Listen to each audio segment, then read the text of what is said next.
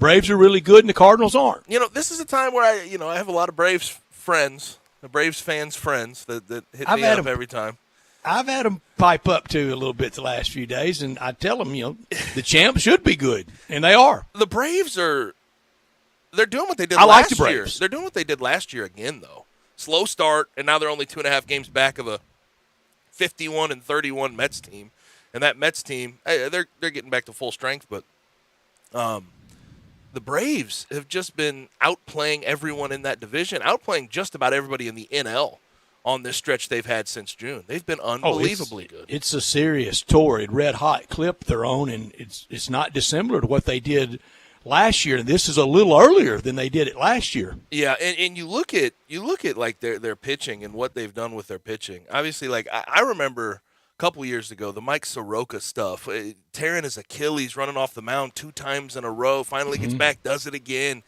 Max Fried at that moment was a young guy, but you're saying, okay, is he ever going to come along? Max Fried, through the World Series year into now, has been one of the best pitchers in baseball. I mean, he should be up there in the grand scheme of things when we talk about NL Cy Young Award winners by the end of the year. The way he has pitched over this past calendar year, I mean, it's unbelievable.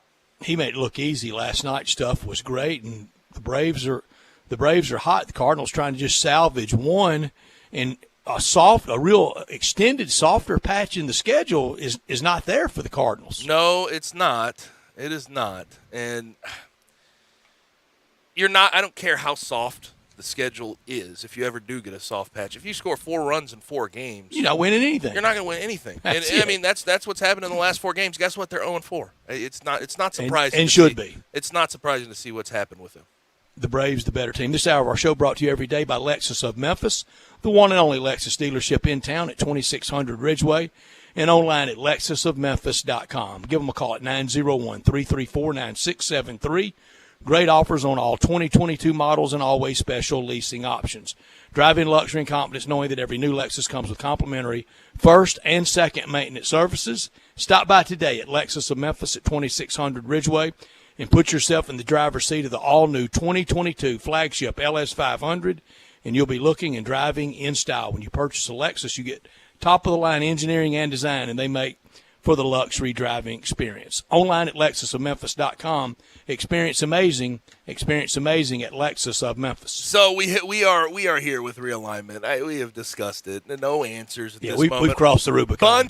Bunch of unconfirmed reports, and one coming from Braden Keith, who is from Swim Swam, which is a check-marked, reputable site. Bet that. He puts out a source. He says, per sources, North Carolina, Florida State, Clemson, and Virginia are all negotiating to join the SEC. And it looks like ESPN is trying to void their – he says ESPN is trying to void their TV deal with the ACC if that does indeed happen. I don't know and don't want to crush Braden. It's simple. Gabe, he'll either be right or wrong. No question about it. But this is something it's not out of the realm of being realistic what he has put out here. Oh, no. I have been saying those names are all in the neighborhood and all could be. I have been saying ACC, North Carolina, Florida State, Clemson, or at the very least, those 3 have all been in all these discussions joining the SEC. Now, Virginia's the one I'm kind of confused about to a certain extent. Like, I guess I kind of understand being there on the East Coast, state school.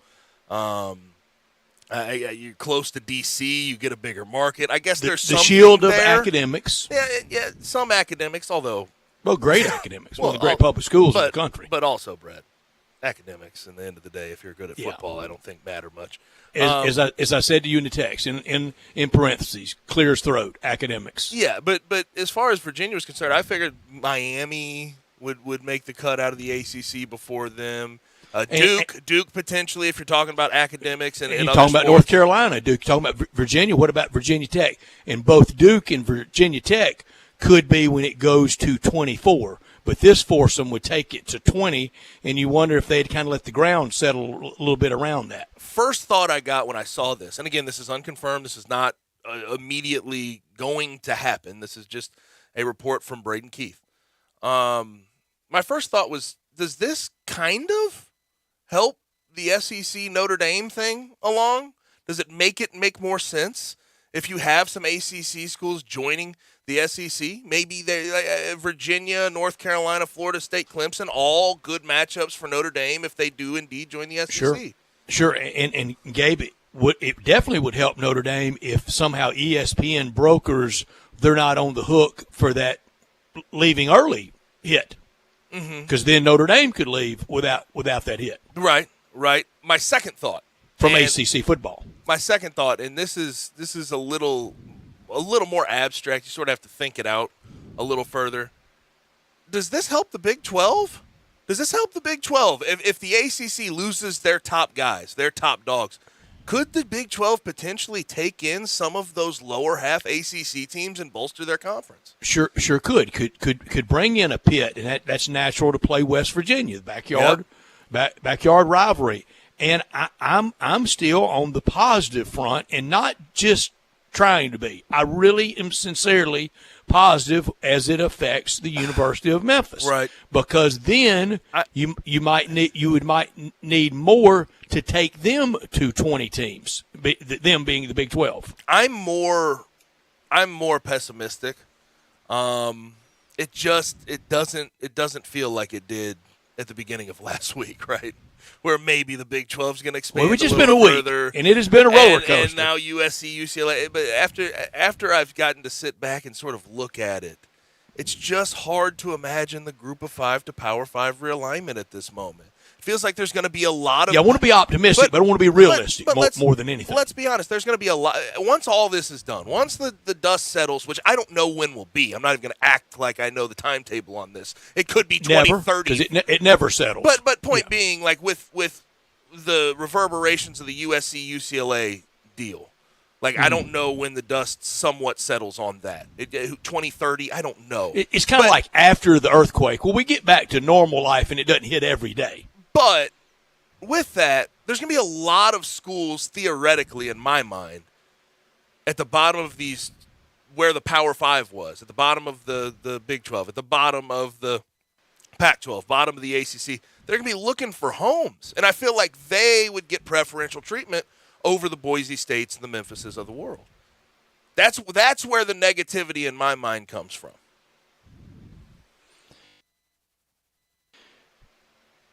Nope. See, what you would hope it not settle on 24 teams, but you have 4 conferences still around. You have 4 conferences still around at 20 teams each. 4 conferences still around at 20 teams each. I think it's plausible, but what does that 4th conference look like? What does the fourth of 4 conferences look like? Is that a power conference? Does that get preferential treatment? And again, all of this is just, it's so hard to predict. It's so impossible to imagine where this is going to end. But all of them could look unimaginable. Aren't they already starting to look unimaginable? Well, they're looking unimaginable, but like what I'm trying to say is the SEC and the Big Ten they're stamped no matter what. Like they have all the power here. They have all the powers that be in college football, and they can attract more. Whereas, like, if the ACC in a second iteration, a 20-team ACC, a 20-team Big 12, maybe a 20-team Pac-12 if they somehow stay around, are those going to be power-level conferences? Are those going to be considered autonomous conferences in the new look college football?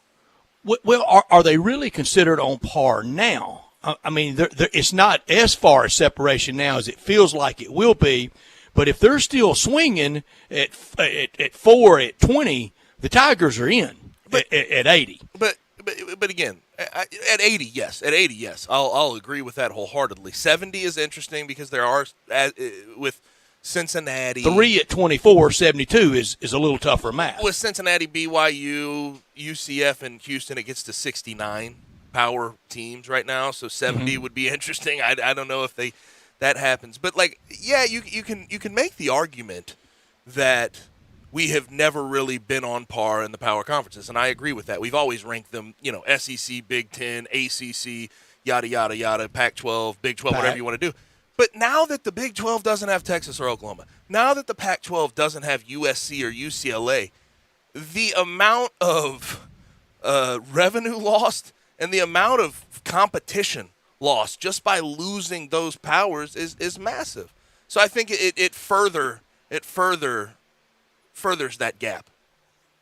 Sure feels that way. Brett Norsworthy here for FanDuel. Step up to the tee and take a swing at betting the PGA Tour on FanDuel Sportsbook.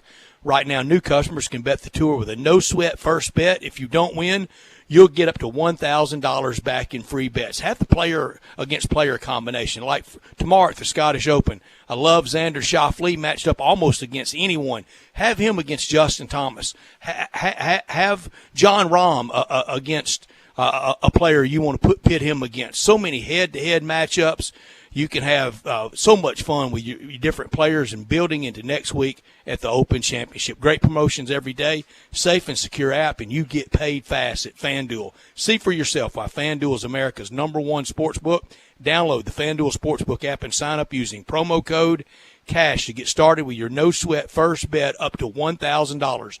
That's promo code CASH. FanDuel, official betting operator of the PGA Tour, must be 21 and older, present in Tennessee. First online real money wager only. Refund issued as non-withdrawable site credit that expires in 14 days. Restrictions apply.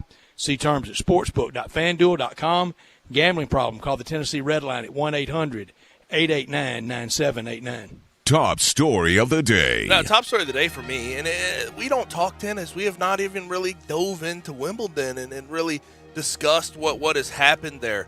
But today, Rafael Nadal, who has won 19 major wins in a row in the sport of tennis, 36 years old, has just been unbelievable even at his older age.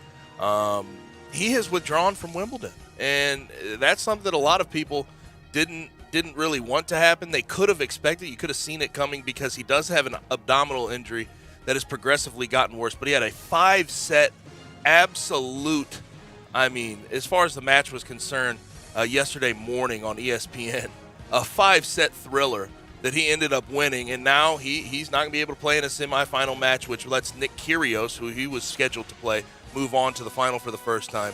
But Rafael Nadal withdrawing from Wimbledon is certainly my top story of the day. My top story, and I mean this sadly, because I mostly like them. The Cleveland Browns just can't stop being the Cleveland Browns. Never played in a Super Bowl, been in a couple AFC championship games, heartbroken a time or two, along with Detroit, Jacksonville, and Houston, the only teams to never appear in at least one Super Bowl. Bad decisions, poor ownership, great fans, and I thought I was convinced when Jim Haslam took over the Browns that would be the great move. Football guy through and through, Tennessee volunteer roots, his family, loving football, great business people. He maybe have been the worst so far. I think the state of Tennessee, we should be lucky that he wasn't the governor and that his brother was. Maybe the brother needs to go run the Cleveland Browns. Bad decision after bad decision, and next year they're going to be paying a lot of money out to people that either won't be playing quarterback for them or will be playing quarterback against them. The Browns are I don't even know what to say about them as a franchise. You thought they had it together for a half second, but you had to realize that they were the Browns. They won a playoff game. Baker Mayfield helps get them there. They have the best roster, arguably, in football. Should have beat Kansas City. I'm totally with you. And then last year was just a failure on the every Chad single Henne regard. game. You go get Deshaun Watson. It's just been misstep after misstep after misstep after misstep. Not top story of the day. This is a pretty funny story that I saw today. So, Texas running back Keelan Robinson, who's a transfer from Alabama, if you'll remember, he is now pawning off his 2020 championship rings that he won with Alabama, and he won 3 of them. They won the SEC championship, won the Rose Bowl first round of the college football playoff, and then won the college football playoff championship. He's pawning them off through Gold and Silver Pawn, which you'll remember if people watch this. I don't even know what channel it's on, but Pawn Stars. I've seen Pawn Stars before. The dude up front, I believe his name's Kevin Harrison.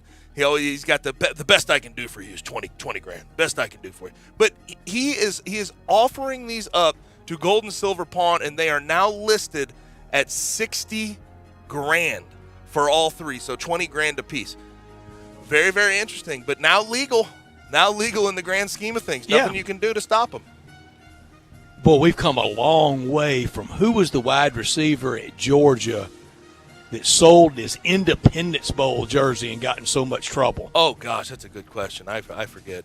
Who was that? Who was that? But and I've had some people today ask me, should Alabama, should people be mad at this guy? It's his property. If he wants to sell it, if he wants to drive over the it was AJ Green. AJ Green. If he wants to drive over the bridge and throw him in the water, he can. He can do what he wants to with them. It's his stuff. My not top story. Just because you demand to be traded doesn't mean the team has to make a bad deal, and the Nets are proving that with two players. But we thought Kevin Durant would be dealt by now. And at minimum next year, he will be a member of the Brooklyn Nets. He will play in the NBA next year for them for a lot of money. But I don't blame the Nets at all for holding out for a great deal. There's no need just because somebody wants to be traded that you have to accommodate them. That's the truth. The fact that, and we're going to talk to Keith Smith about all of this, the fact that we're now at a week from the last time we talked to Keith, and nothing's been done on that front, nothing's been done on the James Harden front. I'm amazed. I can't believe.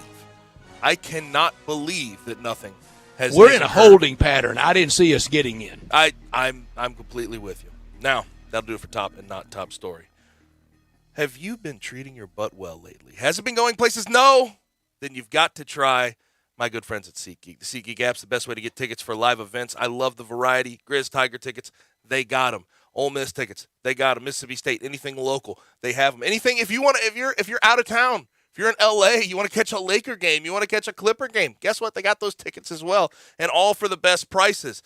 I do have to highlight, as I have been highlighting for about a week now, MinfoFest is going to be here before you know it, September 30th through October 2nd. It starts on that Friday. Make sure you go get your 2-day and 3-day festival passes.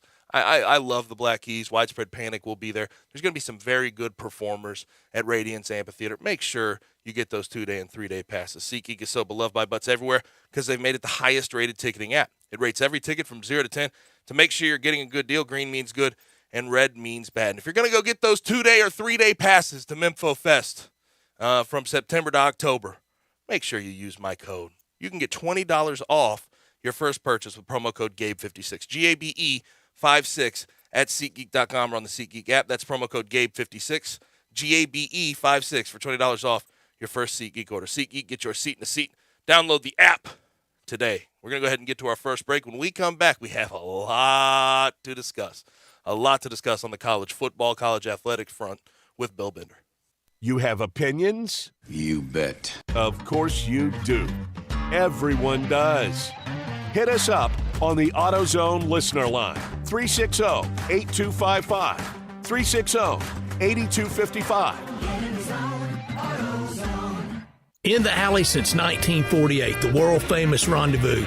John, it's so good to see everything kind of getting back to normal. Brett, we've done a lot of ads before, but maybe it's time for me to do a recap. We have valet parking at the end of our alley on Monroe. On Fridays and Saturdays, we give away our wonderful red beans and rice until it runs out. And you know we like to do things local. Miss Barbara Jackson of O Taste and See has been making these wonderful chess and pecan pies, that's pecan, not pecan, and key lime pies for dessert. And we just started serving this wonderful gelato from Sweet Magnolia Gelato Company. And just to remind everybody, you don't eat cheese and sausage with a knife and fork. You take a cracker, you put sausage on it, you put a piece of cheese on it, a little mustard or a little sauce, take a bite and chase it with the pickle. Brett, we've always been the place for all gatherings, whether they're corporate, rehearsal dinners, retirement parties, birthday parties, whatever. We seat anywhere from 20 people to 250 people. And oh, by the way, we are now open for lunch from 11 o'clock on Tuesday through Saturday. Come see us at the Rendezvous.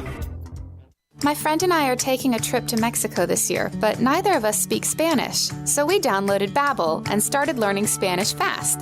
Want to get conversational in another language in as little as 3 weeks? Babbel's quick 10-minute lessons were designed by language experts to be the most efficient and effective way to learn a new language. ¿Cómo te llamas? ¿Cómo te llamas?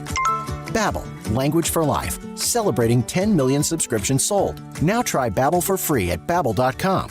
That's BABBEL.com. Did you know nearly 40% of men under 40 and over 75% of men over the age of 40 experience sexual performance concerns? At the Memphis Men's Clinic, their experienced physician performs a comprehensive evaluation that determines which specific issues may interfere with your sexual performance. These issues can vary and range from anxiety to medical issues, low testosterone, or erectile dysfunction. The Memphis Men's Clinic has evaluated hundreds of men of all ages over the years and reestablished a normal sexual life. The Memphis Men's Clinic will work aggressively to resolve issues and allow you to restore your sexual health and overall well-being. That's the Memphis way. If you're 20 years old or 90 years old, come and get cared for the Memphis way. Treatment that's based on your specific needs after a professional clinical evaluation by their experienced board-certified physician. Call the Memphis Men's Clinic today at 901-443-0475 or visit memphismensclinic.com.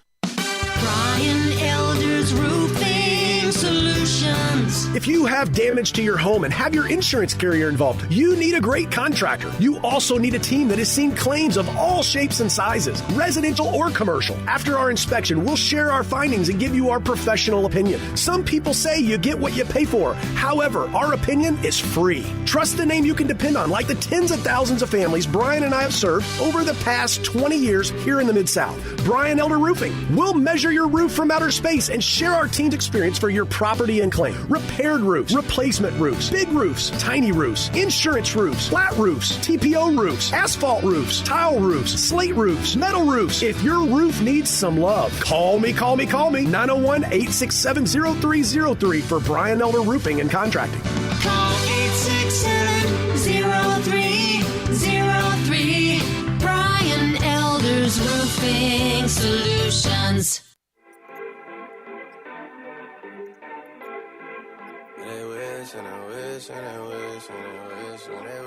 Now, back to Sports Time on Sports 56 and 98.5 FM. This hour is brought to you by Lexus of Memphis. What we are dealing with here is a perfect machine. It's really a miracle of evolution. Here once again are Gabe Kuhn and Brett Norsworthy. I don't want to die for them to miss me.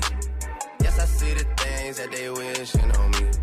Back rolling, Sports Time with Gabe and Stats. I'm Gabe, he's Stats. And joining us right now from the Sporting News is Bill Bender, at Bill Bender 92. Bill wrote a very, very interesting piece for the Sporting News yesterday called Greed is Good, talking about college football and where we're headed after these new moves, and we're definitely going to get to that. Bill, how are you? Hey, I'm doing well. Thanks for having me on. Absolutely, of course. I found your piece yesterday very, very interesting. There's a lot of different dissenting thought to it, though, and I think a lot of people around the country, fans of smaller schools, and obviously being in Memphis, I've heard a lot of it. These new moves, they feel inevitable where we get to super conferences, and it also feels inevitable that people will be left out. In your article, you sort of laid it out there. This may not be a bad thing. Sort of explain to our listeners what you mean by that. I mean, places like Memphis, it's not going to be great because you're not going to get in the big boy table, so to speak. In places like West Virginia and Oregon State and Washington State, it might not be great. But I'm just painting out what A, is going to happen. Because it's going corporate, you can see it. And B, making sense of what that might happen and what they're trying to do. And I think they are trying to build conferences with the elite brands. A better playoff will happen.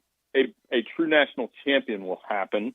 And the regular season will be better. I'm going to stick to all that. And people are acting like I'm this hater of tradition of college football and regionalism. But I'm going to say one thing, and I really believe this.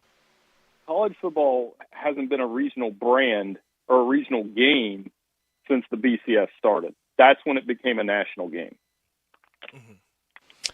And Bill, I think using that term from that movie, Greed is Good, that smacks against a lot of people, but sometimes for the ones that have the goal, they like making the rules, and this is a case for sure of that. In the nationalization of college football, there was a time that we begged for that, and now we're getting really, really close. If we haven't already accomplished that, and some kind of want it to go back to very localized, very parochial.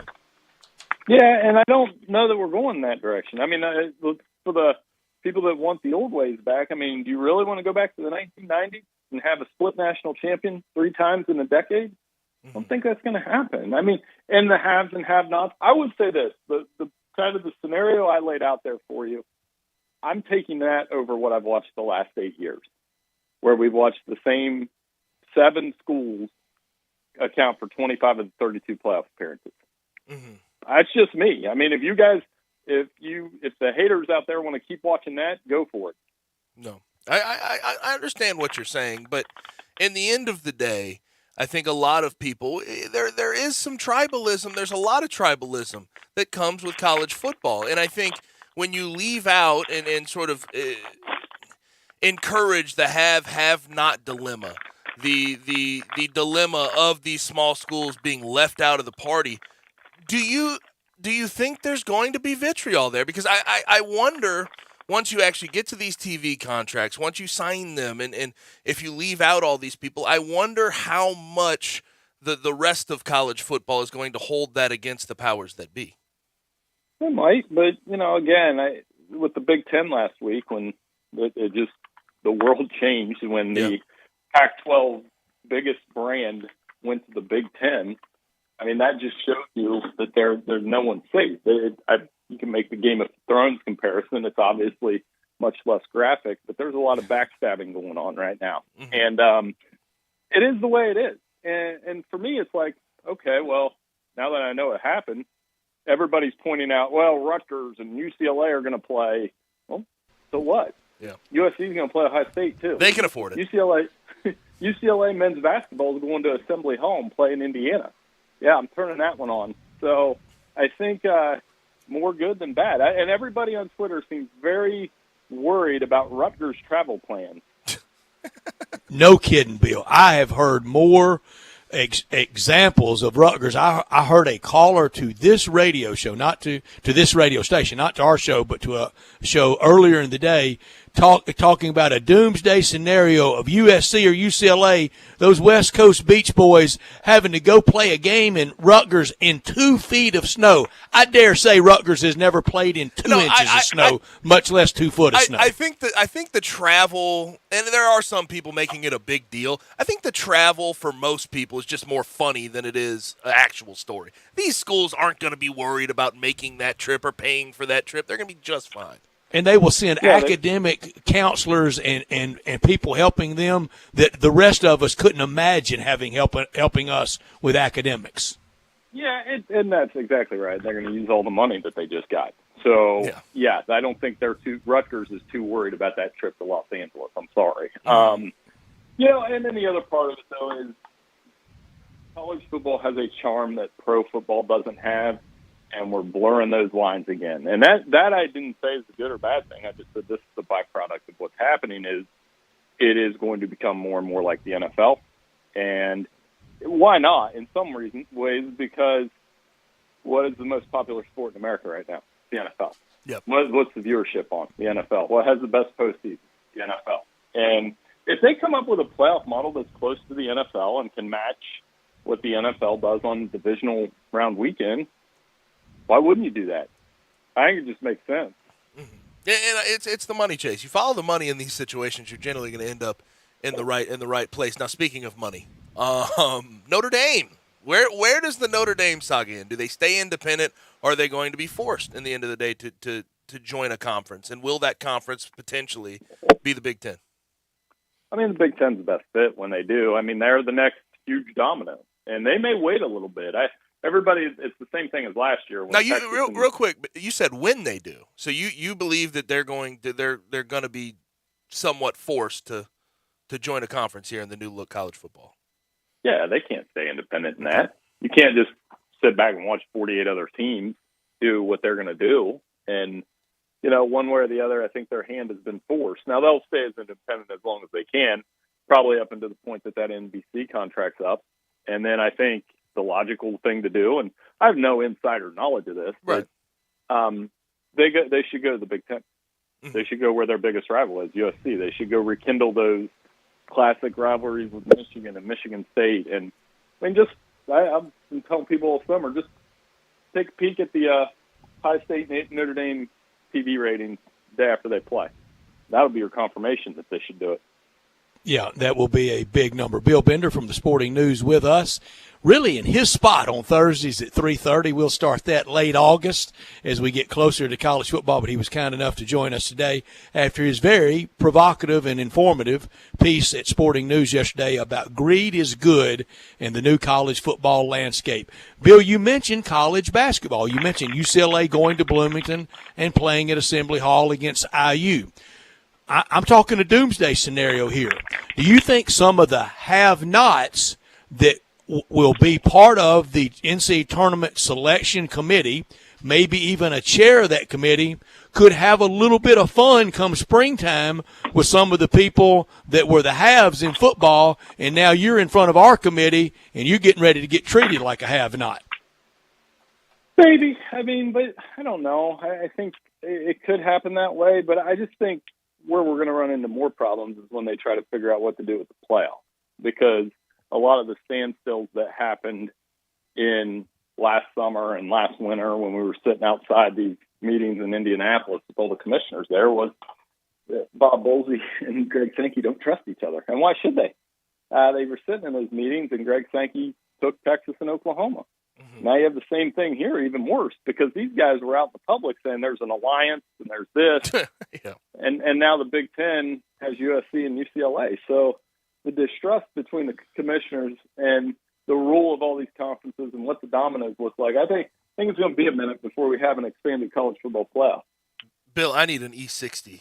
And maybe it won't be 60 minutes, but I need an E whatever on the Alliance. E 15 minutes on the Alliance and how that shook out. That's hilarious. It lasted about 15 minutes. I mean, I can't get over them forming that, and then one of the institutions, one of the conferences that's involved gets completely railroaded by another. Looking back on it, and at the time they didn't want to sign any formal papers, and I understood why. But it's kind of embarrassing looking back on that alliance as a whole. Yeah, it was bad. And again, it was part of the paper. You know, whenever you hear somebody say, well, it's a gentleman's agreement. Yeah, exactly. And that's between whatever. We did it on a handshake. They were gentlemen. We did it on a handshake. $1 million conferences that these guys run. And when you hear that, you're just like, oh, that's going to go well. Kevin Warren said, I crossed my fingers. We didn't fully agree to that. My fingers were crossed. And I mean, the Big Ten, man, they're in position to, you know, if you're the ACC, that's what everybody's wondering, what's next? Is the ACC going to be the subject of the next corporate raid? And that's why I did quote Wall Street. And, you know, Wolf of Wall Street or Billions or whatever, one of those high business money shows you watch. Succession's another good one. That's what it is right now in college football. These are takeovers, and they're, you know, we enjoy those on TV and in movies, but for some reason we're all getting all upset now that this is what's happening because it's just follow the money. And yeah, Succession is fantastic. I heard your little aside. I had to chime in on that.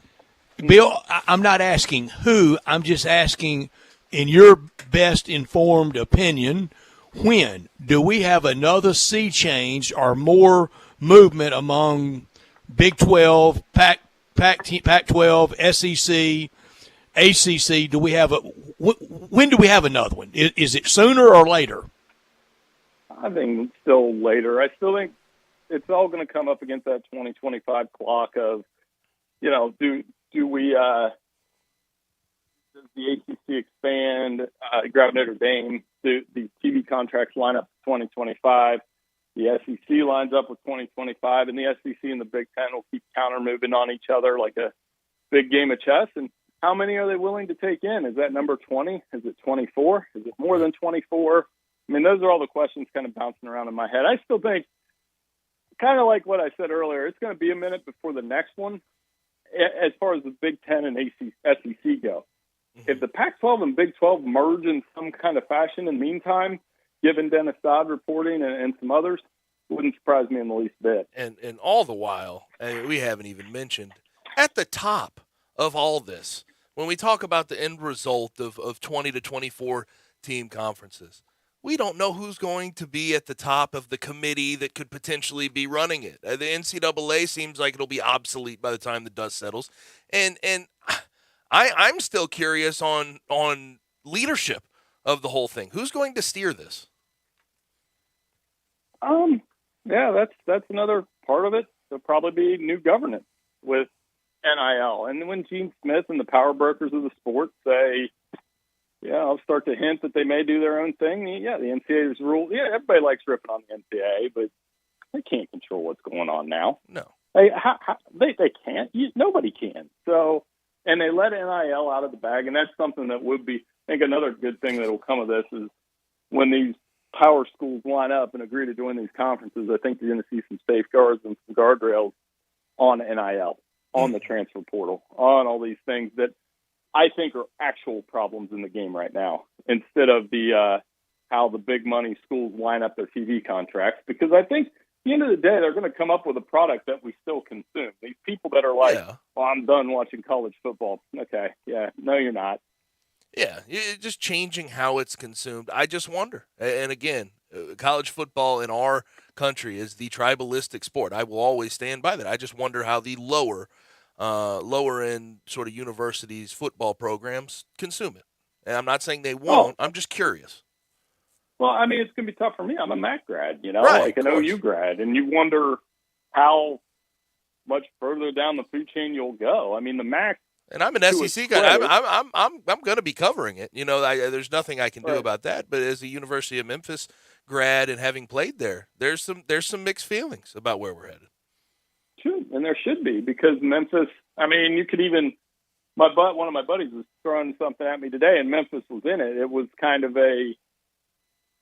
It's going to sound harsh, but like a leftovers league of who might get left out. You put 24 schools there. And you got to one way to think of it. I don't know how you guys break it up in Tennessee. Is I almost break it up like high school football. Like there's a Division I. In Ohio we have 1 through 7. Right. 1's the highest, 7's the lowest. You could have a Division IV team that's awesome, but they're not beating that Division I powerhouse. And I think that's the way we're headed a little bit. And maybe they break it up into 3 divisions. I would, because I think there is a first tier, second tier, and third tier of FBS schools. Mm-hmm. I understand that. I have to point our listeners to Greed is Good. Go read this piece by Bill Bender in the Sporting News. But, Bill, appreciate it as always. Thanks for joining us. Hey, no problem. Thanks for having me on, guys. Take care.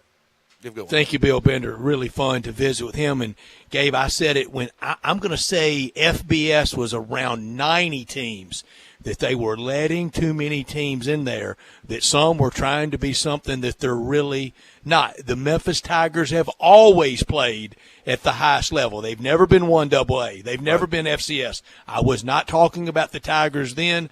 I'm going to say I first started saying that around 2000 or 2001, whenever the number was around 90 in FBS, and they did. We did. Too many teams that really didn't belong in FBS, they got in. Here's what belongs on a hot summer day like this. Get to Belly Acres for one of those great milkshakes. That'll cool you down.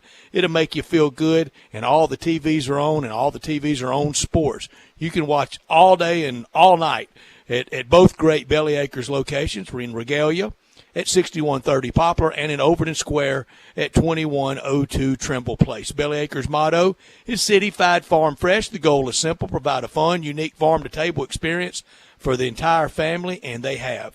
The signature burgers, all made from 100% grass-fed beef, everything fresh, sandwiches, salads, and those milkshakes. On a day like today, you'll thank me. The burger's so good, like the dairy or the double dairy, and the melt in your mouth, and you must try the Voodoo Moo Moo. It is the quality brand the Belly Acres team developed using grass-fed beef with creative homemade toppings in a fun farm family setting right here in the big city. The goal, to become even more sustainable as Belly Acres grows, and they will. They have. Coming soon to Silo Square in South Haven. The very best quality available in Memphis. It's at Belly Acres. Burger, shakes, and smiles every time. The Kenny Lofton game was last night. Kenny Lofton Jr. for the Grizzlies game. Two-way contract. Obviously played against the Thunder last night, and the Thunder ended up winning 87-71. But it was fun, start to finish, I have to say. And we'll talk about that when we come back on Sportstime with Gabe and Stats.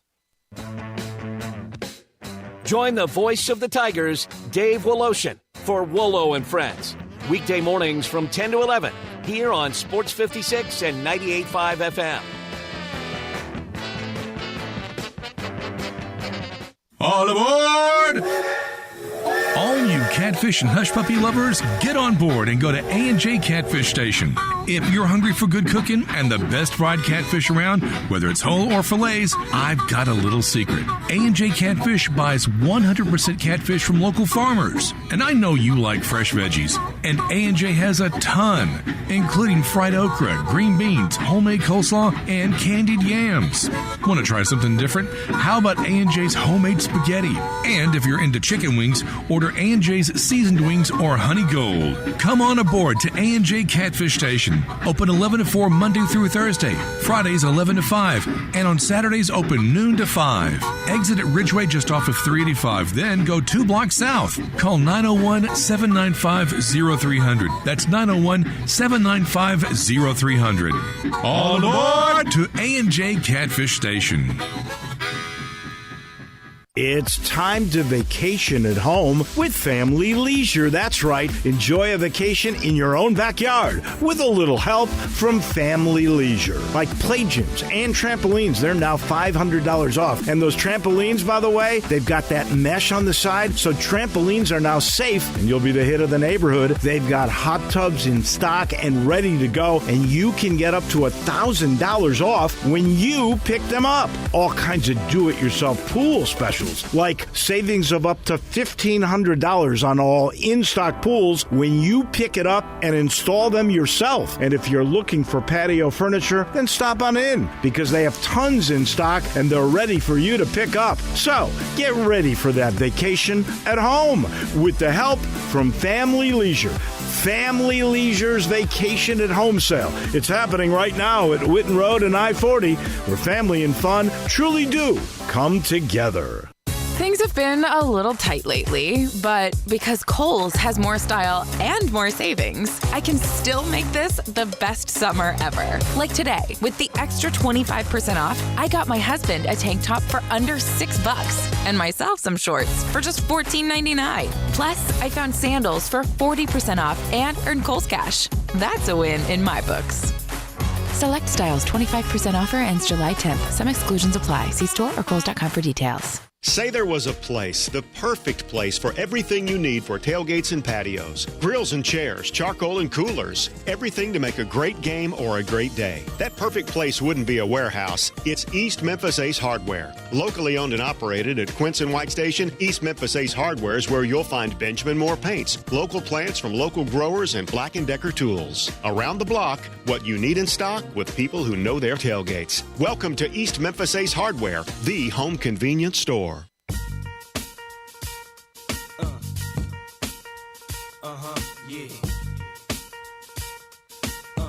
Now, back to Sports Time on Sports 56 and 98.5 FM.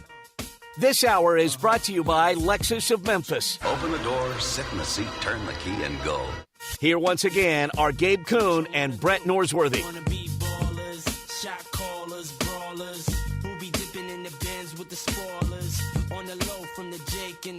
So the Grizzlies, Salt Lake City stay will end tonight. They play the Jazz, and then they'll be headed off to Vegas with everybody else. Everybody will rendezvous. The Vegas Summer League starts tonight as well. Rockets Magic will be first.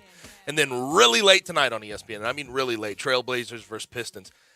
Do I see an 11 p.m. Central Time start? Yeah, you do. How about that? That's good stuff. That Take is Detroit fantastic. -3.5. I will not be taking You want me to live tweet it? Yes.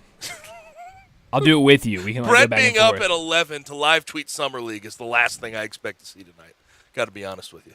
All right. What's next? Notre Dame to the SEC? But last night, 87-71, Grizzlies lose in Summer League. The score matters less than actually what happened on the floor.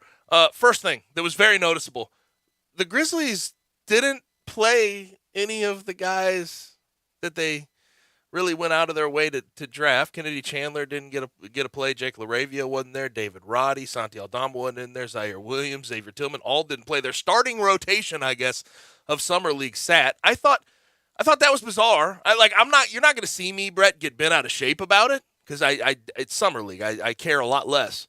But I thought that was weird to say the least. Didn't really get it was kind of diversionary. I don't understand, but it is what it is. Once they actually got to playing, Kenny Lofton Jr. started that game just unbelievably. And I obviously going against Chet Holmgren, who a lot of people, we'll talk about that in a second, a lot of people went after Chet for how he played yesterday in Summer League. But Kenny Lofton Jr., I am very pleasantly surprised, and I shouldn't be overly surprised. I got to see him play in college. I believe he was on the other side in the NIT, the other side of the bracket when the Tigers won the NIT. Got to see him a little bit there. Played in the U19 USA game. Went after next year's likely number 1 overall pick, Victor Wembanyama, and just absolutely had his way with him. But 19 points yesterday, and he did it in a variety of ways. I mean, he got to the rim consistently against Chet Holmgren, 40-foot buzzer-beating three-point shots, stretched it out a little bit, back to the basket fadeaways. He has a repertoire offensively. Out of 2 nights of Summer League, first night, Chet Holmgren start working on his speech to get into Springfield someday, maybe as an active player. It was so over the top. Then last night, he can't play for anybody. Oh, my gosh, it's so ridiculous. If you know what you're watching in Summer League, you know that all the looks he was getting on Kenny Lofton Jr. yesterday were so unrealistic. He's not going to see stuff like that in the NBA ever. I mean, there are very few guys that can do that type of work and damage with their back to the basket from that far out. And maybe a Julius Randle, even though he's not as great anymore. Joel Embiid, of course. But the guys that are going to be able to get after Chet Holmgren, get after everyone on the offensive end. So I can't understand how an 11-11 performance last night, or 11-12 performance last night from Chet Holmgren is getting the flack like that. It's just, and also these are the same people that were patting him on the back the night before. Hall of Fame. Lot of folks coming out of the Summer League. Lot of folks being very goofy about Chet Holmgren in the Summer League. I personally don't think that I think he's already shown he's too good for Summer League, personally. Obviously, you need to get him the reps, but I think he's already shown he's more than worthy of being an NBA player, an NBA starter probably in year. What's next? Adam Svensson leading the Adam Svensson? We sure hope the so. Barbasol. Is he leading right now? Yes, he is. Let's go! Also, Sven. Sidebar. Josh Giddey should not be playing for the Thunder. No. Cade Cunningham should not be playing for the Pistons in Summer League. No. There's some of these. It also looks like developmental Holmgren isn't going to teams. play tonight. He's not. It looks like he's probably not. That's what the Oklahoman is assuming. Working on his Hall of Fame speech. I understand some of these teams are in a developmental stage. But is he crushed at the performance last night? What's next? But you don't need to have those guys out there. Like, in all reality, they're going to be helpful for you as starters during the actual NBA season. Now, before we get to hour number 2, if you know me, you know I will never steer you wrong when it comes to a good meal, and that won't change. That's why I'm steering you in the direction of 117 Prime. It sits on 117 Union Avenue, and it is a prime example, no pun intended, of what an American steakhouse should be. Absolutely perfect steaks, tender, cooked to your liking over hickory wood for the best flavor in town. And also, the steaks are fantastic. The sides are great, but don't miss out on the seafood. They have oysters, clams, shrimp, lobster, you name it, they have it. On top of that, the cocktails, desserts are some of the best in town. Opens at 4 p.m. every single night. And they would like to have you by. To make reservations, there's 2 ways you can do it. Go to 117prime.com or call this number, 901-433-9851. Again, 2 different ways, 117prime.com or call this number, 901-433-9851. Make your way over to 117 Prime. That'll do it for hour number 1. Hour number 2 is on the way, and we start it with a lot of NBA news. We bring on Keith Smith from Spot Track. All aboard! All you catfish and hush puppy lovers, get on board and go to A&J Catfish Station. If you're hungry for good cooking and the best fried catfish around, whether it's whole or fillets, I've got a little secret. A&J Catfish buys 100% catfish from local farmers. And I know you like fresh veggies. And A&J has a ton, including fried okra, green beans, homemade coleslaw, and candied yams. Want to try something different? How about A&J's homemade spaghetti? And if you're into chicken wings, order A&J's seasoned wings or honey gold. Come on aboard to A&J Catfish Station. Open 11 to 4 Monday through Thursday. Fridays 11 to 5. And on Saturdays open noon to 5. Exit at Ridgeway just off of 385. Then go 2 blocks south. Call 901-795-0300. That's 901-795-0300. All aboard to A&J Catfish Station. Things have been a little tight lately, but because Kohl's has more style and more savings, I can still make this the best summer ever. Like today, with the extra 25% off, I got my husband a tank top for under $6 and myself some shorts for just $14.99. Plus, I found sandals for 40% off and earned Kohl's cash. That's a win in my books. Select styles, 25% offer ends July 10th. Some exclusions apply. See store or Kohls.com for details. Nestled in the heart of East Memphis, located corner of Park and Cherry, is a beautiful residential neighborhood. I'm here at Town Village Audubon Park interviewing a new resident, Carolyn. Share with us why you chose Town Village. Well, if your parents or special friends need to make that big move, let me share with you my experience. It was tough for me to leave home, but then I discovered Town Village. I would like to highly recommend Town Village to you and your loved ones. After looking at all the amenities and meeting all the people and staff, I was hooked. From restaurant, bistro, 3 meals per day, housekeeping, transportation, security, health care, physical therapy, exercise room, and even a heated pool and spa. Come see us and make your new home at Town Village. Visit us and call Daniel at Town Village Audubon Park at 901-374-7342. There's no place like home, Town Village.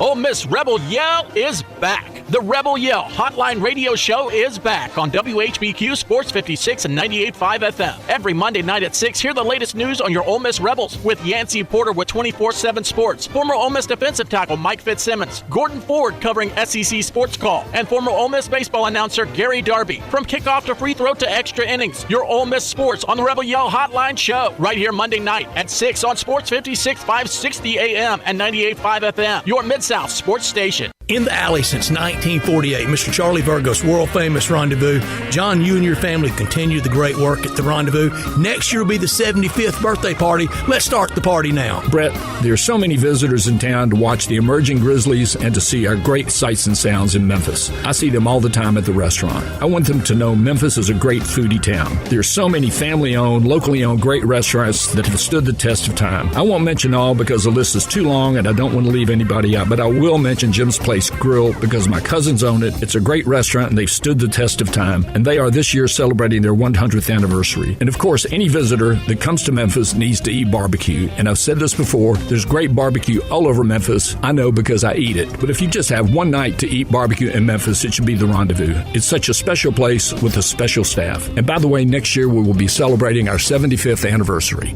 The world-famous Rendezvous, serving Memphis in the Mid-South and with the shipping serving the world. We are Sports 56, WHBQ Memphis, and W253 DF Memphis, Flynn Broadcasting Stations.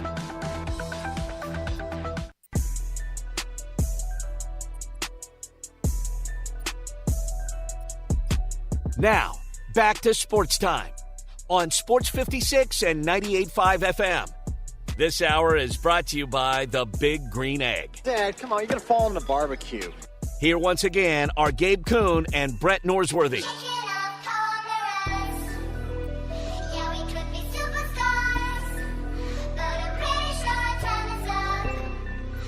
Hour 2 is here of Sports Time on Sports 56 with Gabe and Stats. I'm Gabe, he's Stats, and producer of the program is Bryant Dacus.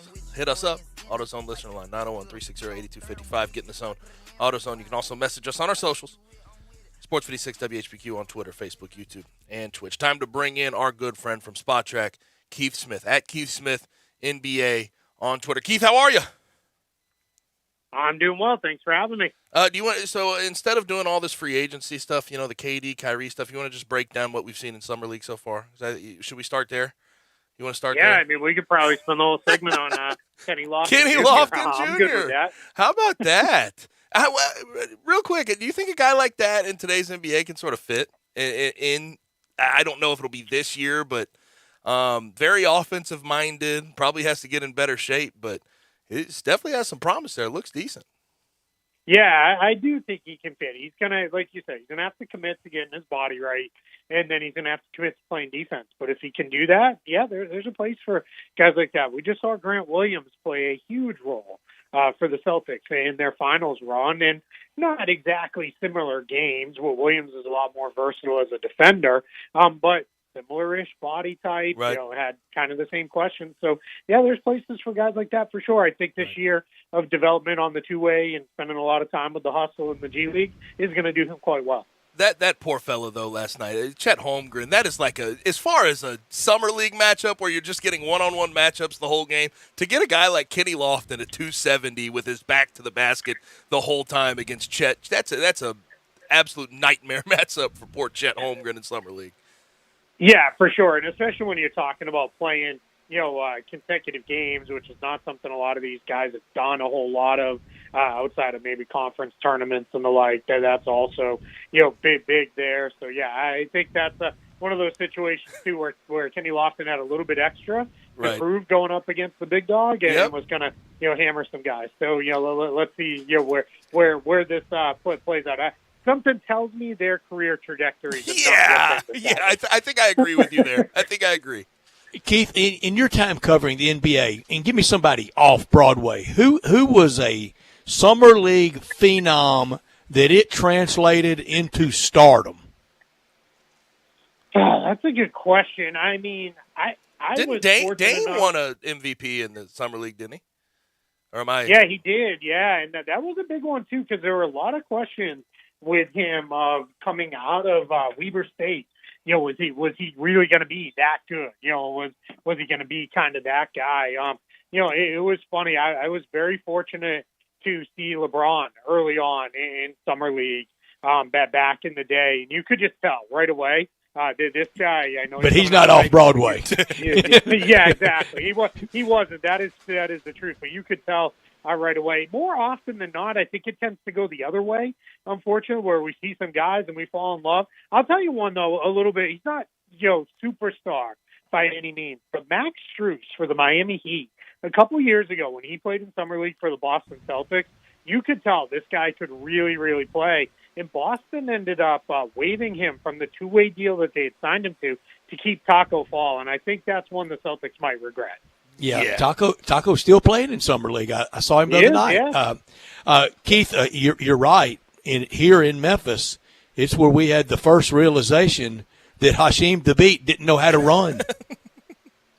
Yeah, it can be tough. I've had, it was a while back, but I had a coach who had transitioned into doing some scouting, and then he went back to coaching, tell me summer league doesn't tell you who can play, but it sure can tell you who can't play. And there's many times where you see a guy, if all of a sudden the athleticism looks to be too much for him, or he just can't dribble, or the moment looks too big, you might start having some questions. But on the flip side, we don't want to go too crazy putting guys in the Hall of Fame after summer league games. But, it's fun. It's meant to, for me, like, let's overreact. Let's have some fun with it. Let's get a little crazy. And, I'm dialed in for the next 10 days because this is the last NBA basketball we're going to get for about 3 months. So give me all of it, and let's have a little bit of fun with the overreactions and falling in love with guys. I'm ready to overreact, but you always have to preface it with it's just summer league. You have to preface it. Absolutely. And by the way, an example of a MVP or a really good player in summer league that didn't work out, I have to give a shout out to Grizzlies legend Josh Selby. Was a co-MVP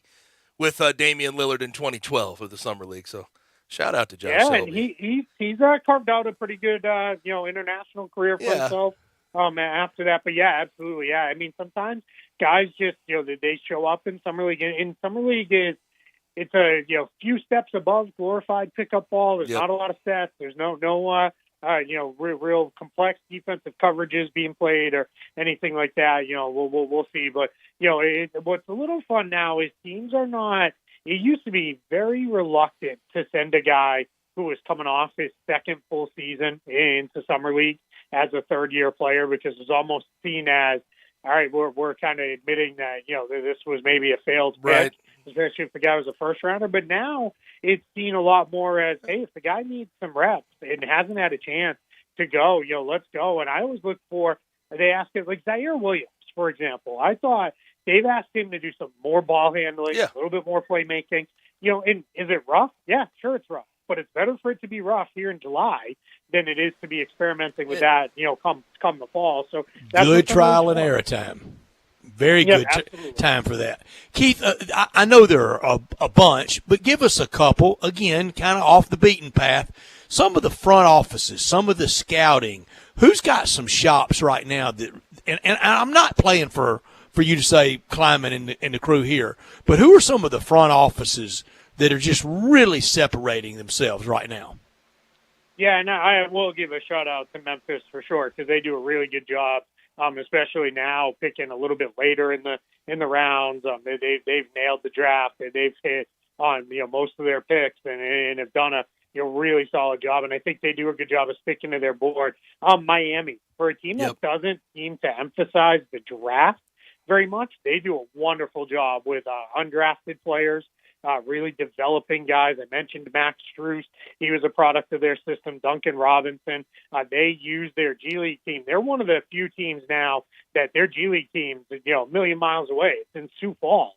So it, almost couldn't be further away from where they are, but they do a really good job staying connected with them.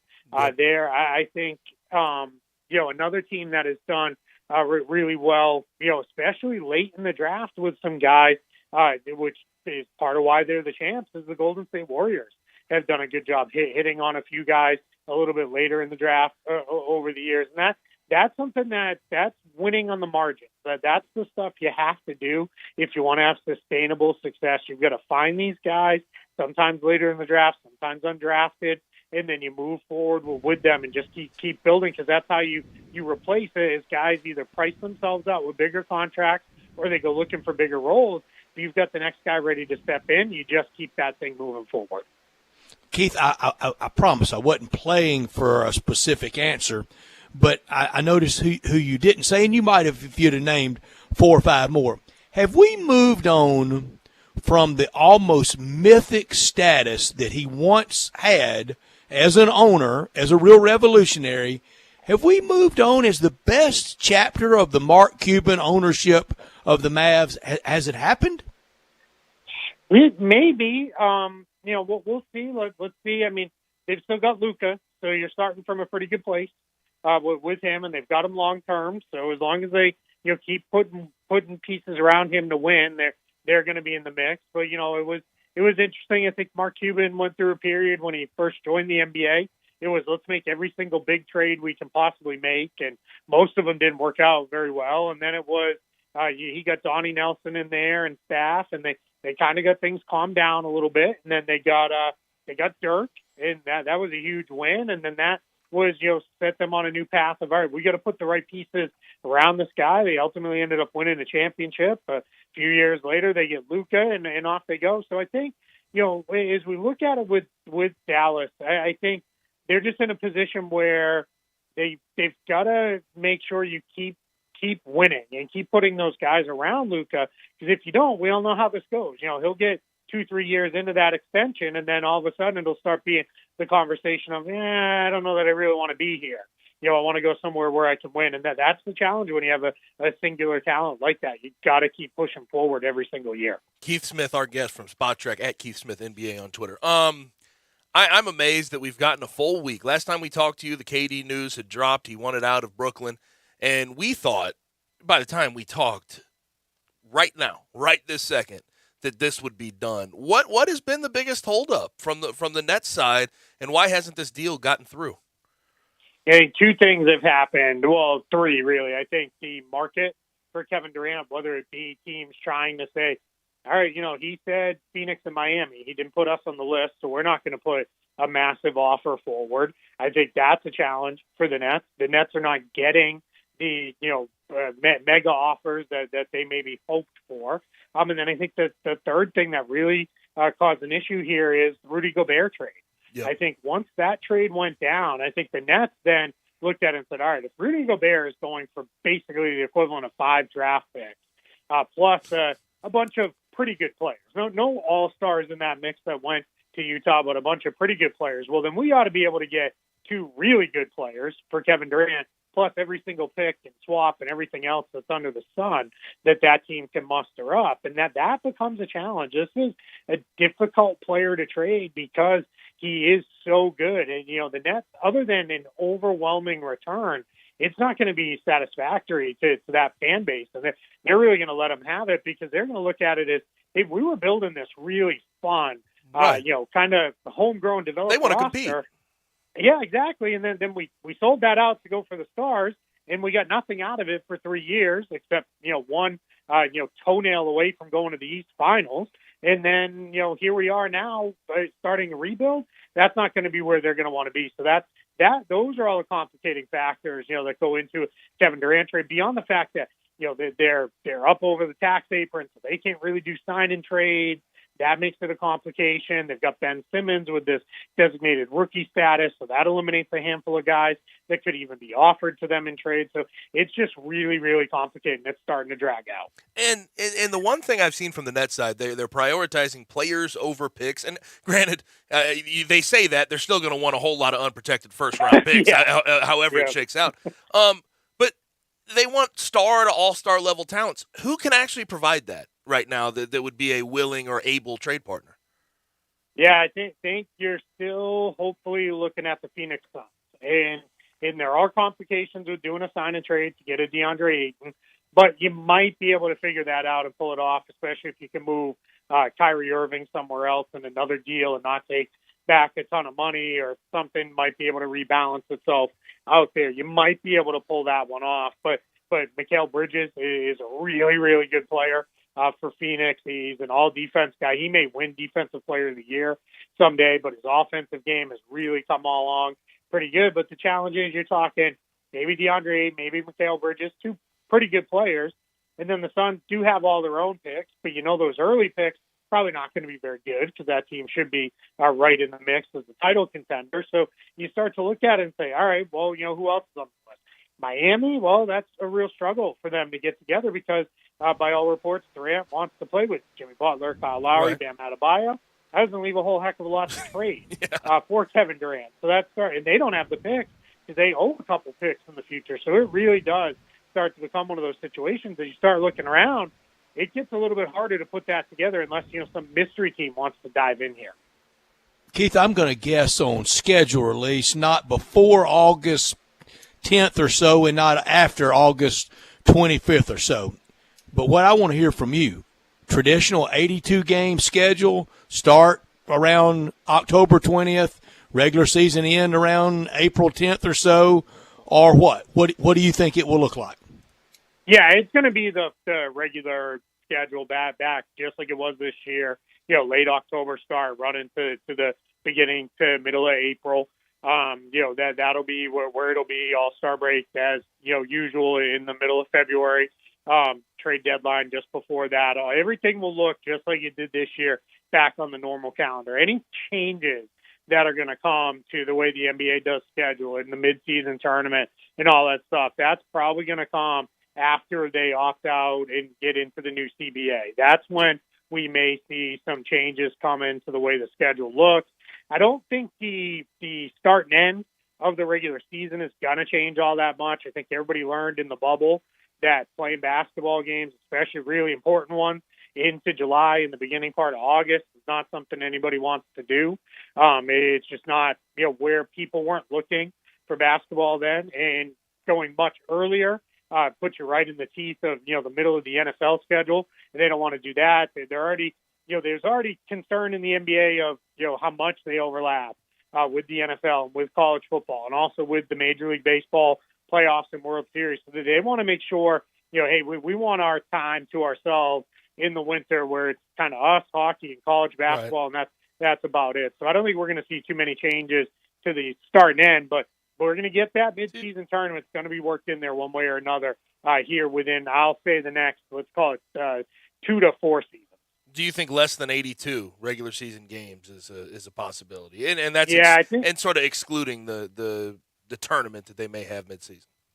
Yeah, I think that's going to almost have to be a must in order to to get this tournament in, because I don't think they're going to add anything. They've done such good work over the last half decade or so to eliminate, by adding days into the regular season window, to eliminate back-to-back, to lower the 4 and 5 nights. Those are almost completely nil, minus the reschedules we've seen over the last couple of years. But they've done everything they can to really get in a position where, all right, hey, we want to be down to very few back-to-backs, very few even 3 and 4 days if we can avoid it. We really want to be in a position where these guys are rested, they're available, they're able to play, because the NBA believes that's the big thing.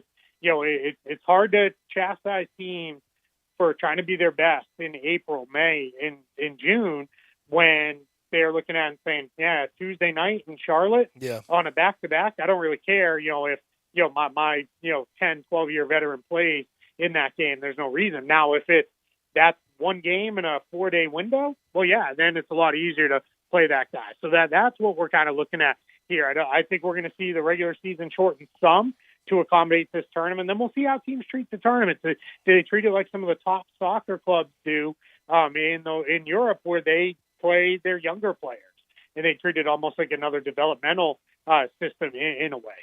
We have talked a lot over the past year about Zion Williamson and what has become of his career. Obviously, he was an all-star 2 years ago, 27 points per game, unreal. But the injuries have been a roller coaster ride, to say the least. And mostly on the downhill, I have to say. But it looks like he's poised for a return, and he gets a massive contract. He gets the same thing as John Morant, that rookie extension, 5 years, $193 million, could get to $231 million. How do you view this from the Pelicans side? Was this something they had to do, or do you think they forced it? I think the Pelicans and Zion both needed each other here. I think the Pelicans need that true super-duper star. And I think, if healthy, that's what Zion Williamson is. He's already super recognizable as a face of the league.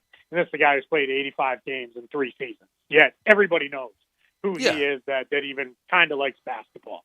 So that's huge for them. And then I think for him, it's a situation where they're the only ones who could give him this 5-year deal with all the money locked in. Now, we'll see. My guess is when we see this contract and the details actually come out, there's some protections in there that New Orleans can get out of that if he has a recurrence of the foot or the knee injuries, much like Joel Embiid's initial rookie extension had those protections for Philly. But I think this is something both sides need, and I think it's something both sides. I mean, of course, Zion's going to sign it, but I think from the Pelicans side, something they had to do too, and that they're building something that might be pretty special there, because they've got a lot of really good talent. Keith, I know I will live to regret this in a heartbreaking Grizzlies-Pelicans playoff loss someday soon, but for the overall enterprise of the NBA, I want Zion to make it. I want New Orleans to make it. And I heard Brian Windhorst this morning say, or sometime today, I saw him say that he thinks when healthy, and we know it hadn't been a lot of times that when healthy's been out there, but when healthy, he's the best low block scorer he has seen since Shaq. I think he's probably pretty close. He was unbelievable. I went back and watched some of those games just to remind myself heading into this off season as I was preparing contract work, because I wanted to write with confidence that the Pelicans should give him the full max. And I went back and watched those games from a couple of seasons ago, and he was absolutely unstoppable. And they put the ball in his hands too, because he's a tremendous low block scorer, but he's also a great passer. I mean, he is just got the feel. He's a pretty good ball handler for a guy his size. Jump shot, not bad. Could use a little bit of work. But he just, the things he can do, and he has that ability where it is that ball is up, and he's jumped twice before the first guy's even back down. From his first jump. So that's keeping balls alive and making plays around the rim. I mean, he is a wonderful talent, and I think it is fantastic for the NBA that two players in smaller markets in the South, in New Orleans and Memphis, places that aren't seen as historical NBA hotbeds, they nailed their 2 picks, provided Zion gets and stays healthy, and then they kept those guys home. That is really, really good news for the NBA and for those markets. You know, the first 3 picks in that draft look good right now. And R.J. Barrett maybe a little less than the first 2, but those first 3 picks all landed. I mean, in the grand scheme, those guys are right. And obviously Zion, the injuries, it's tough, but they are all fantastic players. Last thing for you, and I've been curious about how this is shaking out. James Harden, we heard about a $38 million per deal that he was going to sign. He was going to sort of cut down what he was getting from the 76ers. Is there any snags in that? Is there a reason we haven't heard sort of word one in a week about what's going on with James Harden? Yeah, I don't think so. I think it's just, James Harden kind of knows, hey, this is what's on the table. This is what they can do.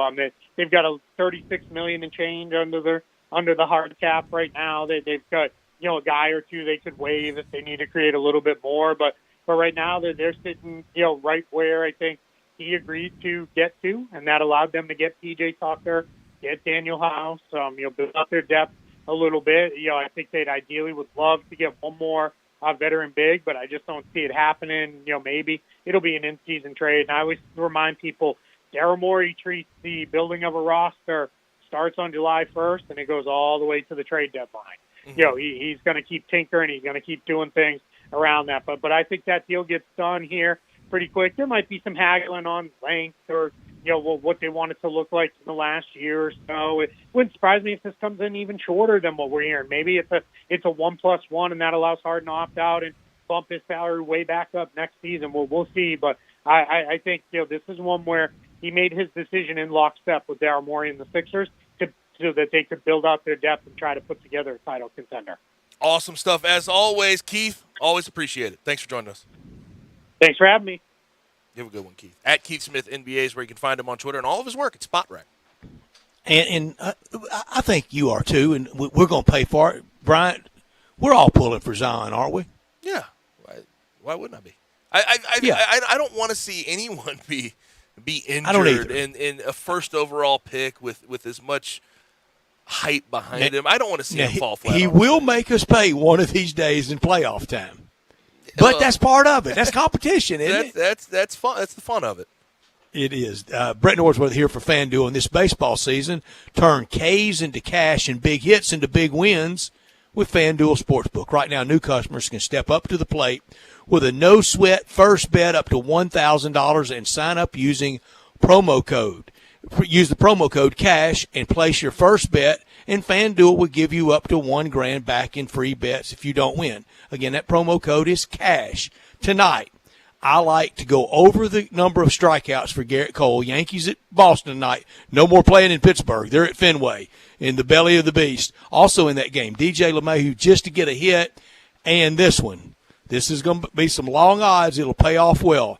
Matt Carpenter. Yeah, that Matt Carpenter. No batting gloves and choking up on the bat and letting the first pitch go by. The former Cardinal Matt Carpenter to hit a home run at Fenway tonight wearing the Yankees road grays. Great promotions every day at FanDuel. Safe and secure app, and you'll get paid fast when you win on Matt Carpenter hitting that home run tonight at Fenway. Download the FanDuel Sportsbook app and sign up using promo code CASH to get started with your no-sweat first bet up to $1,000. There's no better place to bet America's pastime than on America's #1 sportsbook. Must be 21 or older and present in Tennessee. First online real money wager only.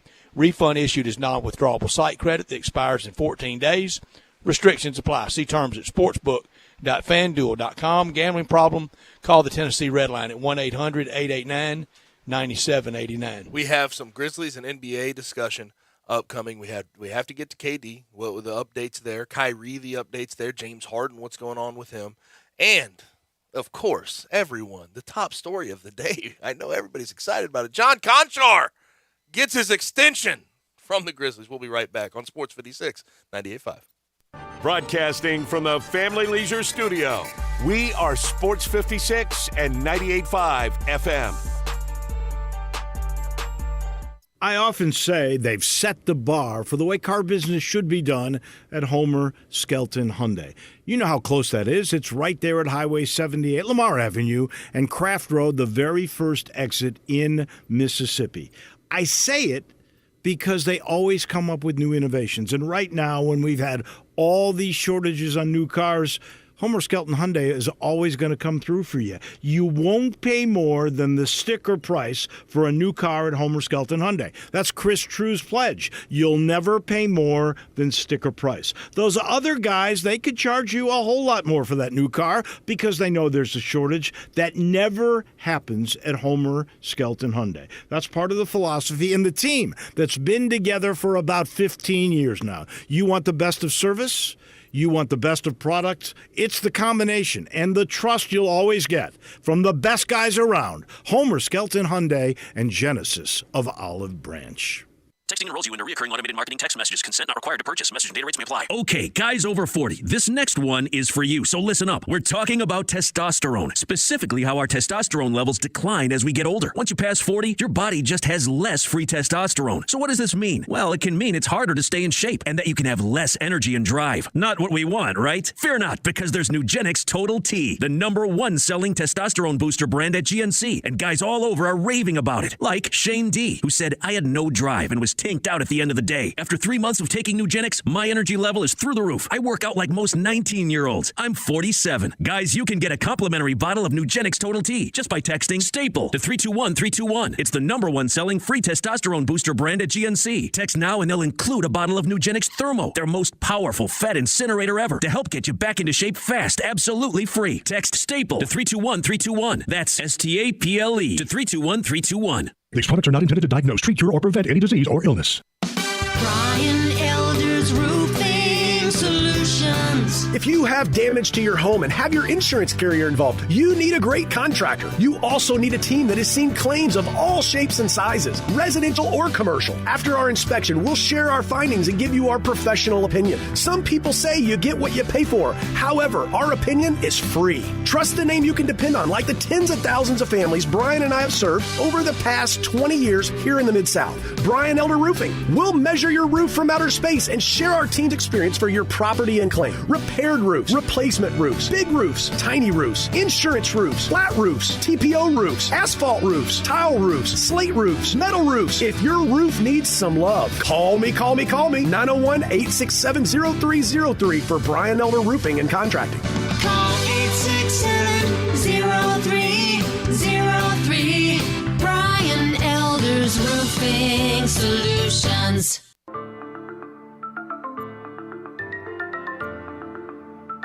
Now, back to Sports Time on Sports 56 and 98.5 FM. This hour is brought to you by the Big Green Egg. How do you want that cooked? Run to a crisp or bloody as hell? Here once again are Gabe Kuhn and Brett Norsworthy. You're back rolling with Gabe and Stats. I'm Gabe, he's Stats. Now, today, after John Conchar signed his extension, by the way, for those that don't know, John Conchar has officially signed back with the Grizzlies, 3 years, $19 million. And I'll tell you, I mean, that's really cool for him. But there was I feel a time, like I contributed. I feel like we all contributed. We all didn't we? And he the most. You have to give him his credit first and foremost. But there was a time today, Brett, where I went to ESPN.com just to sort of look at what the stories of the day were. And John Conchar signing his 3-year, $19 million deal was at the very top, ahead of everything else. It was the lead story. All the news fit to print, Gabe. It was the lead story on ESPN.com. Jitty has come along. He's come a long way. Tells me a lot. Tells me July 7th, yeah. First and foremost. Yes, it does. And also tells me the great, I don't say it critically, the great partner, the NBA, that they have, that they recognize with ESPN. Gabe, we saw hockey relegated to the want ads when they weren't with ESPN. No. And the NBA rightly recognized a few years ago, we got to have them as a partner. We got to be on board with this group. Yep. It's the biggest 4 letters, and when we're talking brands, we're going to do that brand segment. Yeah, one of these day. July shows, they always get scuttled somehow. But people may not like it. They may not like some of the takes. They may just prefer the live action and less of the hot take radio. But you can't argue that's the biggest 4 letters in sports. Mm-hmm. There's no question. The NHL, just the case study on the NHL this season, and what the playoffs were comparatively to what they've been in the past when they were on NBC. Like, I don't know the full numbers. There was definitely a boost. I saw a boost. It was like 20%, something like that. But the amount of talk and discussion around it is completely changed. It's been boosted. I agree with that. Now, John Conchar, though, being at the top of any ESPN.com headlines is pretty funny to me regardless. 3 years, $19 million extension. What a story. We have to give him credit, though, for being an undrafted free agent, won scholarship, Purdue Fort Wayne, worked himself into that rotation, sort of the right-hand man of Taylor Knowing Jenkins. his role. Kind of the right-hand man of Taylor Jenkins. Taylor Jenkins, if nothing else works, throw in Conchar. That's sort of the idea there. He has the famous 15-point-17 rebound game, but he's been consistent shooting the ball, and he's been a consistent bench presence for them since he's been a part of the Grizzlies, and I fully deserved. Got to give him his credit. It lacked a little in the postseason. I think that's more illustrative of the postseason. That's kind of expected, though, for a guy that's like right. that. And John Conchar, at this point in his career, 3 years, $19 million is interesting because, like, he's not a guy that you expect to be in the rotation as much in the playoffs. He's if you get into the playoffs, I think the peak of minutes he should be getting outside of foul trouble and otherwise is 10 to 15. Like, he shouldn't be a guy that's you're relying on in a playoff situation. He earned every dime of it, and we know that that's not LeBron money. It's not even close to it. But good for him though. That's set for John Conchar and his family the rest of his life. Mm-hmm. But also the one thing he does provide is the defensive IQ. I mean, he's been very good on that end of the floor. Old number 46. Yeah, good old number 46. Has your jersey gotten in, or is it still on back order? Can't remember. Well, it's in and in a special hallowed place in my home. It's not worn out loosely. You got a display case? Did you get a display case? I got a spotlight on it. I got a spotlight on it year round. Rock on. Nice. The setup cost you about a grand. Jersey about $100. I hear you. It's why I felt good like old 46. I played a role in this. That's why I feel the kinship. Rock on. Good for John Conchar though. All right, now going to completely shift from John Conchar to a bunch of star players around the Never NBA. an easy segue. I guess we'll start with James Harden. Seems like that deal's going to get done. Nothing's been said, although it's been a week and he still hasn't Speaking signed of life-changing money, but James Harden couldn't spend it all. You can't get enough bad habits to go through all that. That's true. Well, I don't know. I mean, the guy was. Can't get all of them at the same time. Let's be honest. He sure tries. He was in Houston in a strip club with Lil Baby the rapper with like $100,000 in rubber bands, just throwing them out to people. Yeah, if I wanted to pick one person to spend as much money as possible, I'd choose James Harden. It would be James Harden for sure. I haven't heard anything yet. Is anything wrong with it? What do you mean? I mean, roll on, James. Hey, do your thing. That's for sure. Do your thing. But let's not act your like money. you can't spend it. That's all we're trying to say, Brett. What if he got into the crypto markets? That might be the only way to lose it all. NFTs? Yeah, you don't want to do that. I still can't get anybody to really explain that to me. I mean, I understand buying stock, I understand bonds, I understand margin calls, I understand OEX options. I understand, certainly in the broad, all that. I can't get anybody to explain crypto to me in the broad. I'm sorry because I know Bryant's in here, and Bryant has bought an NFT in the past, but not like a super expensive. I don't own any NFTs. You did the Top Shot. I do have a Top Shot. So yeah. you do have an NFT, but that's that's low. So yeah, that's not. NFTs are a ripoff, Brett. Where do you go cash it in? You don't. Not anymore. You don't. What? There were people then that's the airplane game. There were people making them and selling them for Shackley 10, in the 70s. 20 grand, even more than that, millions in some cases. That whole market has dropped off the face of the earth. It's not even there. That was kind of a COVID thing. By the way, and I'm not saying crypto's going away. Like Bitcoin is Bitcoin, but like it has been a tough year to own crypto. Down. I don't know anything about it, but I know it's shooting down. I got a friend of mine that did time for selling oil well rights, and he didn't own the first thing. Wait, what? It was total scam. He sold fake rights. Nice. Oh, yeah. Rock on. So he's just presenting contracts that he had no business presenting. Did time, and they say he's running it back and trying it again. I go, look. Tell him to invest in some crypto. Yeah. Sign up at your own peril. Right. Oh, my gosh. But no, to answer your question about NFTs, no one can explain them to you because they're not explainable. They're inexplicable. You just can't. They make no sense. But I see diehard people that really believe in them, and then when I try to get them, there's a lot of people that post them as their like profile picture. Well, on, they on changed social on media. Twitter. They had they did an update where you can make it your profile picture. I almost bought one just because of that feature. Yeah. What was it going to be? It was going to be what's his face? Oh, like, Brett, help me out. I'm having a brain whatever. Brain fart. Yeah. Who's the shortstop for the Redbirds, or was the shortstop? Oh gosh. Oh no. Paul DeYoung. No. Before him, played last year. Was the main shortstop last year. Oh, I'm gonna have to look it up. He has NFTs. He has baseball NFTs. Is what I'm getting at. Okay. Kramer Robertson. No, not Kramer. Give me a second. Y'all talk about whatever y'all want to talk about. But when I shout out a name, whenever you're gonna be talking about Katie, I'm just gonna shout out a name. Just know that that's who I'm talking about. Nice. But yeah, the NFTs. I just no. And like it's like a giraffe smoking a cigar with a They're chain fantastic. and like sunglasses on, and they're like, "Oh, pay me $10,000 for this." No, I'm not paying you $10,000. Oh yeah, sure. Evan Mendoza. Yeah. Who? Evan Mendoza. There you go.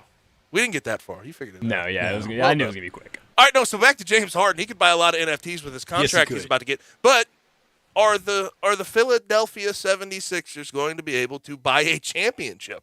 That's the real question. They haven't. With and James Harden, PJ Tucker back into the fold, Joel Embiid, of course, a main piece. We'll see what happens with Tobias Harris, and Tyrese Maxey coming along.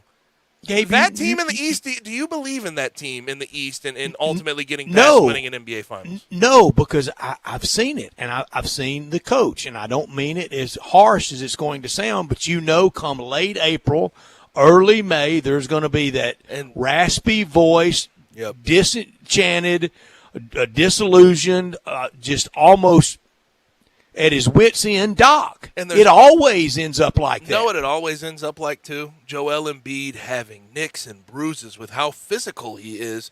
Game in, game out in the playoffs, it really gets accentuated. If you have him like you did this past playoff run with a deal with his thumb where he could barely shoot and he's got a fractured orbital, which is just sort of – some of those nicks and bruises are unavoidable with him. Like, if he has issues, that whole team goes down the tubes. They're not going to be able to compete for an NBA Finals. And you've got a couple of parties there that it never ends super well. It never ends in a championship for them. The front office. Mm-hmm. As ballyhooed as Daryl Morey is, show me the championship parade float. He's had for the most part, good records. He has. He showed up, and they have been playoff teams, playoff contenders, even NBA Finals contenders at times, but never have gotten over the hump. And he has attached himself, let's be completely honest, attached himself at the hip to James Harden. So it is either going to – he is basically success or failure is going to be related to James Harden in Daryl Morey's career. That's just what he's done. Joel Embiid. Yeah. Doc. I mean, there's just so many people there with, a house of horrors that, they're not. It's not going to end well.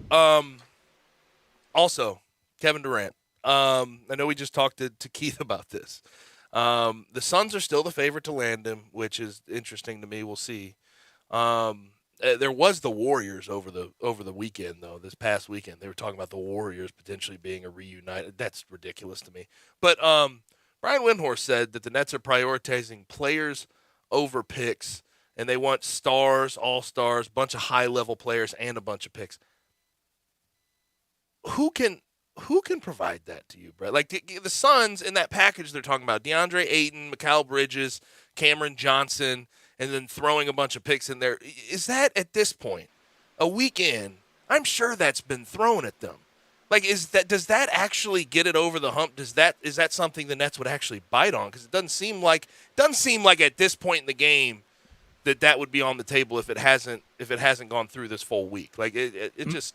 My guess would be they've had their best offer that is kind of picks heavy. They're waiting for we want proven players. They want to compete, and I get it. You come off of that. It just failed experiment, and you thought you were going to be competing for NBA Finals. Instead, you barely even compete in the playoffs. It's a little – and I know you've done it. I've done it, and it's impressive. I mean, pick your casino out. We could go right now down to Tunica, and you could go in any of their eating places, and the buffet is set up so extravagantly and so nice. It's just food everywhere. And you're going, where do I start? I mean, it almost feels like John Belushi in Animal House, and you're just throwing stuff on the tray. And then you get to the end of it, and you go, but did I have anything really good?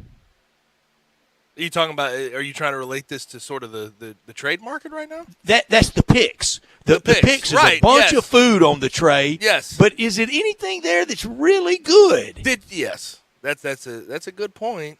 That's a good point. I mean, I need the prime rib. Yes. I mean, it's enough Jell-O on here. Yeah. And you do want, again, the Nets, though, and that fandom, that fan base, and what that front office has endured, they still want Kevin Durant to turn into a competitive team. They don't want it to just be, all right, we're waging this out into the future and we'll figure it out then, because you can't count on that. The Raptors should be a real discussion point here, in my opinion. Gary Trent Jr. there, Otto Porter Jr. they just signed, Chris Boucher is there, Thad Young. They have a lot of pieces that could potentially be moved. And even young guys, Scotty Barnes, Precious Achiuwa, I don't know how, OG Anunoby. They have a lot of different pieces to move. They have a little less in the way of draft capital, but the Raptors should seriously be considering this, Brett, in the grand scheme. Another team, though, that I know won't get involved, that could be involved if they really wanted to. If you want to talk about players over picks, the Pelicans. Pelicans have enough there. Brandon Ingram's there. I don't know. They wouldn't get rid of Zion at this point. Jonas Valanciunas could be good for salary matching. It's another team that's not being discussed, and I don't think will be discussed, but could actually give the Nets the package they're looking for. Let's go ahead and get to a break. When we come back, we have to talk about that old MVP from last year's MLB season, Shohei Ohtani, and what he's doing again this year. And it shouldn't be surprising how much history he continues to make, but last night does it again, pitching and hitting in the lineup. We'll talk about that when we come back on Sports Time with Gabe and Stats. You already know you can listen to Sports 56 anywhere with the Sports 56 app or at sports56whbq.com. But you can also watch us daily with live video of all of our shows on Twitter, Facebook, YouTube, and Twitch.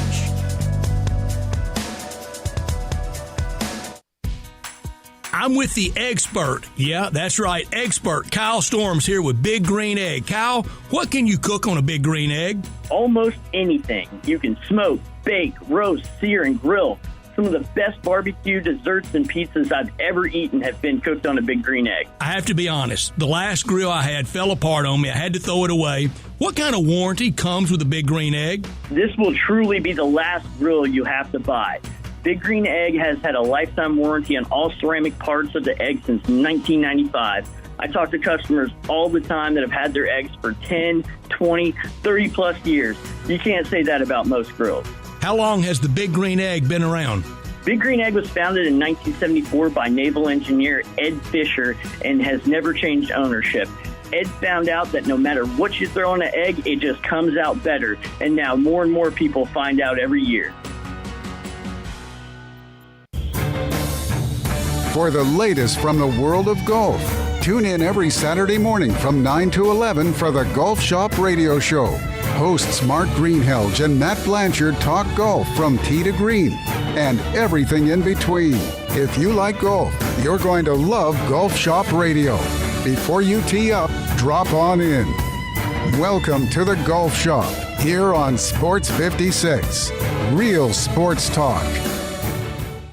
Things have been a little tight lately, but because Kohl's has more style and more savings, I can still make this the best summer ever. Like today, with the extra 25% off, I got my husband a tank top for under $6 and myself some shorts for just $14.99. Plus, I found sandals for 40% off and earned Kohl's cash. That's a win in my books. Select styles 25% offer ends July 10th. Some exclusions apply. See store or Kohl's.com for details. Wilkinson's Liquor and Wine is celebrating their 35th year. Come in today and choose from a big selection of tequilas, vodkas, and over 70 different single malts. Bourbon whiskey fans will find over 200 bourbons and whiskeys from around the world, along with wines from every region for all you wine enthusiasts. Wilkinson's Liquor and Wine, 146 Highway 72, Suite 102 in Collierville. It's next to Captain John's Barbecue. Open every day, including Sundays from 10 to 7 for football and all sports fans. Wilkinson's Liquor and Wine, celebrating 35 years with you.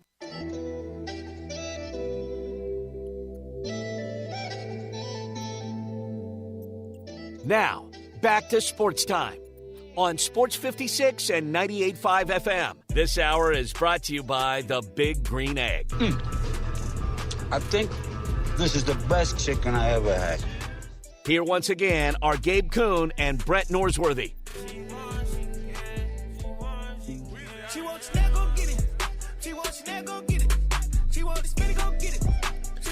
Back in to wrap up hour number 2 of Sports Time on Sports 56 with Gabe and Stats. I'm Gabe. He's Stats, producing the program. Is Bryant Dacus. Leading in the MVP sort of odds race for the AL is Aaron Judge. It's no surprise. He's been unreal on the best team in baseball. Not in the lineup tonight.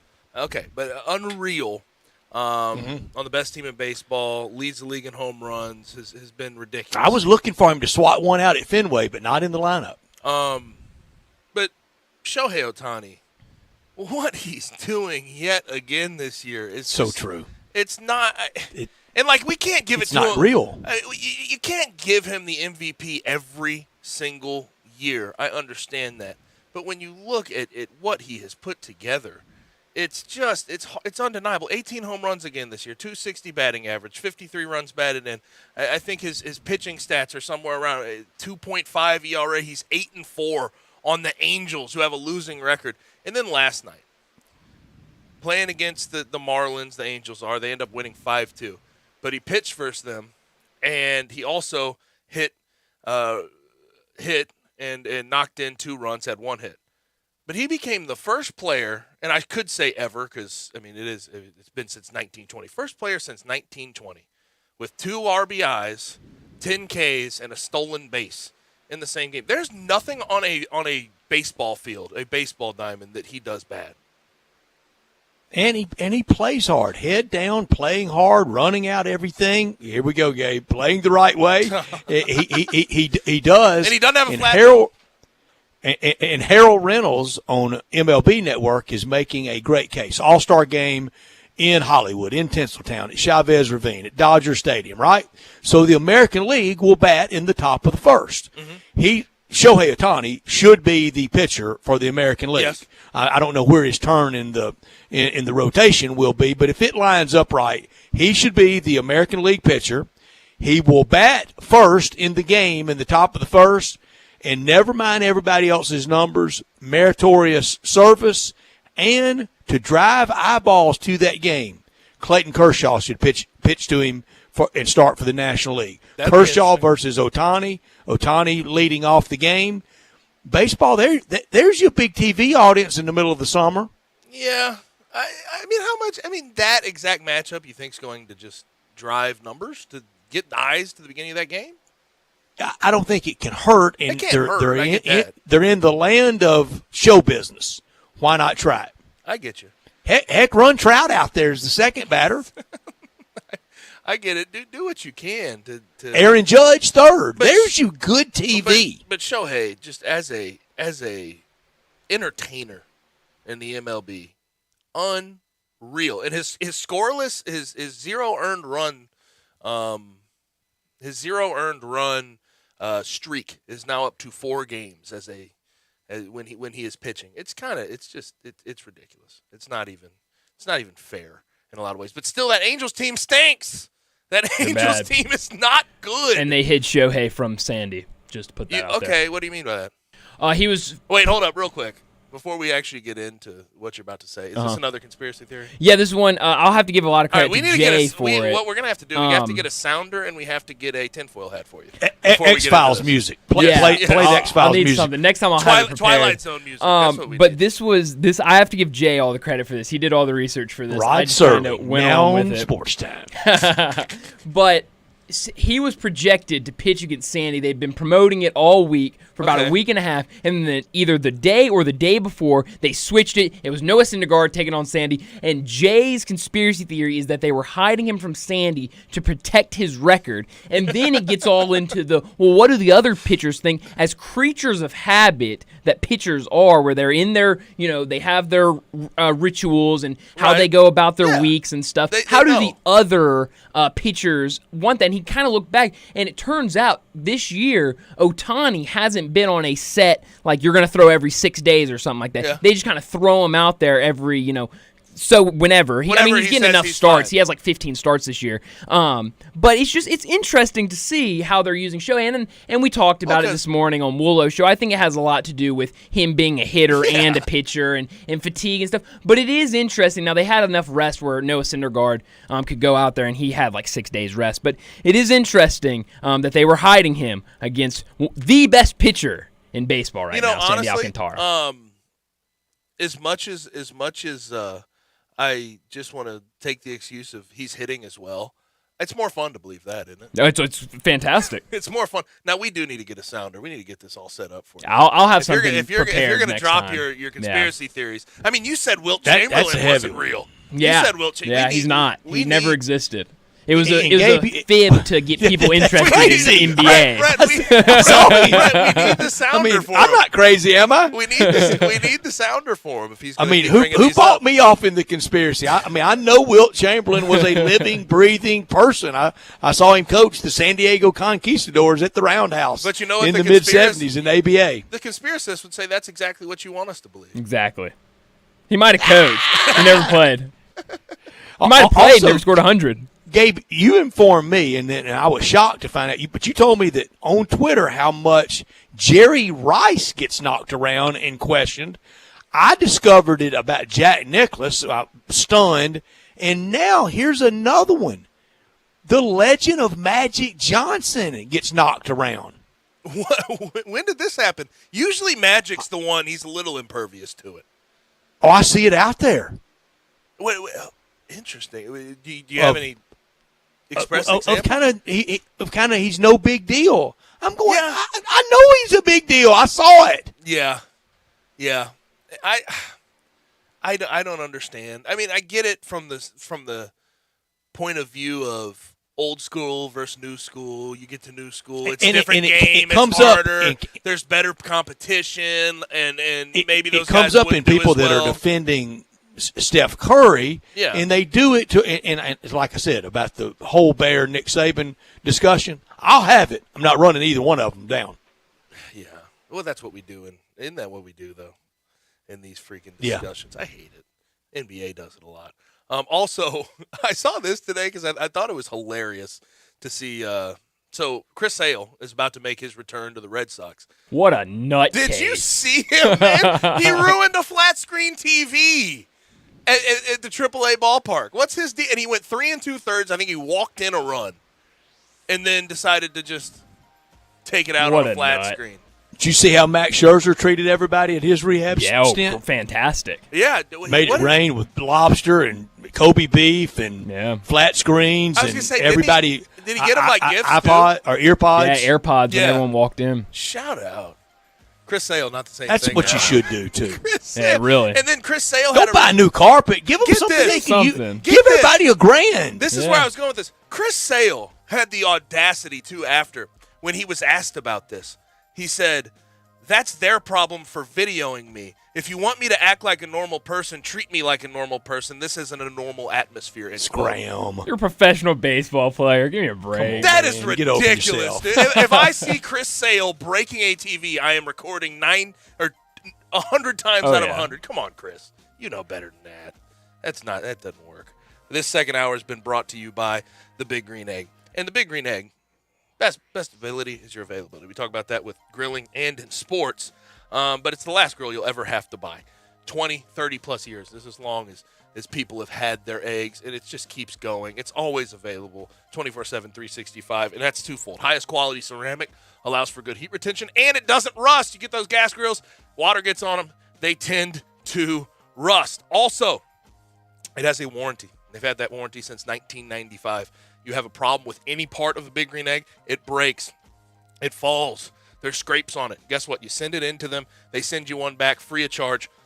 You attach it, you get going. And the flavor is going to be great, too. 100% natural lump wood charcoal, so you know that charcoal flavor is better than gas. And you can smoke, bake, roast, sear, and grill on it. 7 different sizes. 7 different sizes. So they have a size for you and a price point for you. You can find it in these retailers around the area: Garden Spas and Pool, Germantown Hardware, Hamilton's Fireplace and Grills, and both of the Aces around town. East Memphis Ace and Cordova Ace Hardware will carry the Big Green Egg. So if you're looking for a do-it-all, reliable, long-lasting grill at a great price point, look no further than the Big Green Egg. Hour 2 in the rear view, hour 3 on the way, and we start it with our man from ABC 24, Clayton Collier.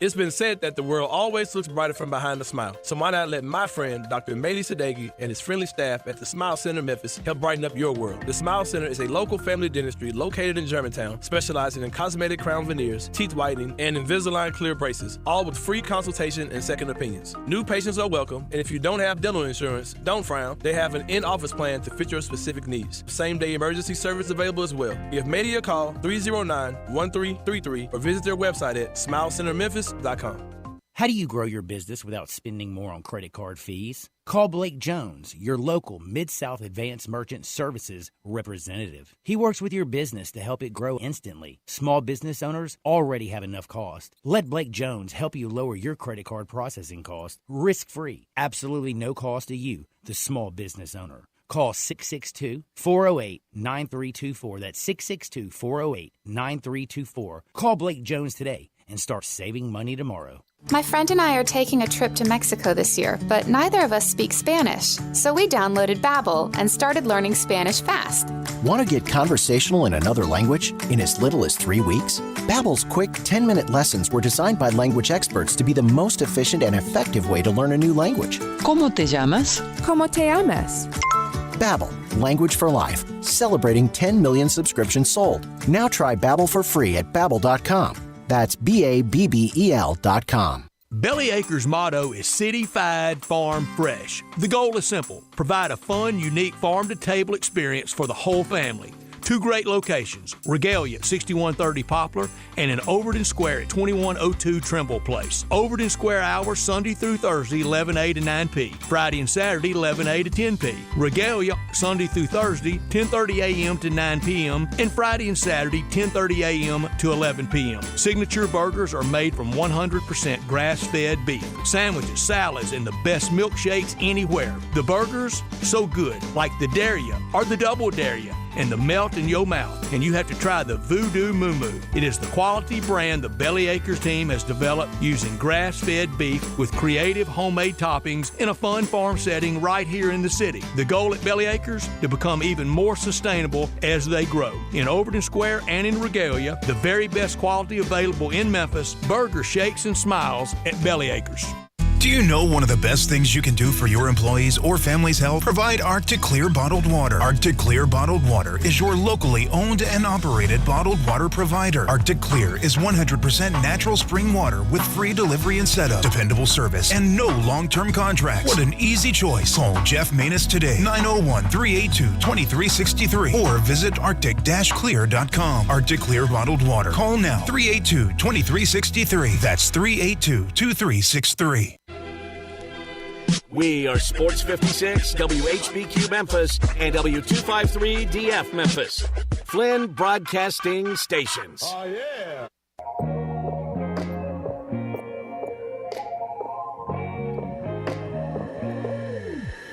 Now, back to Sports Time on Sports 56 and 98.5 FM.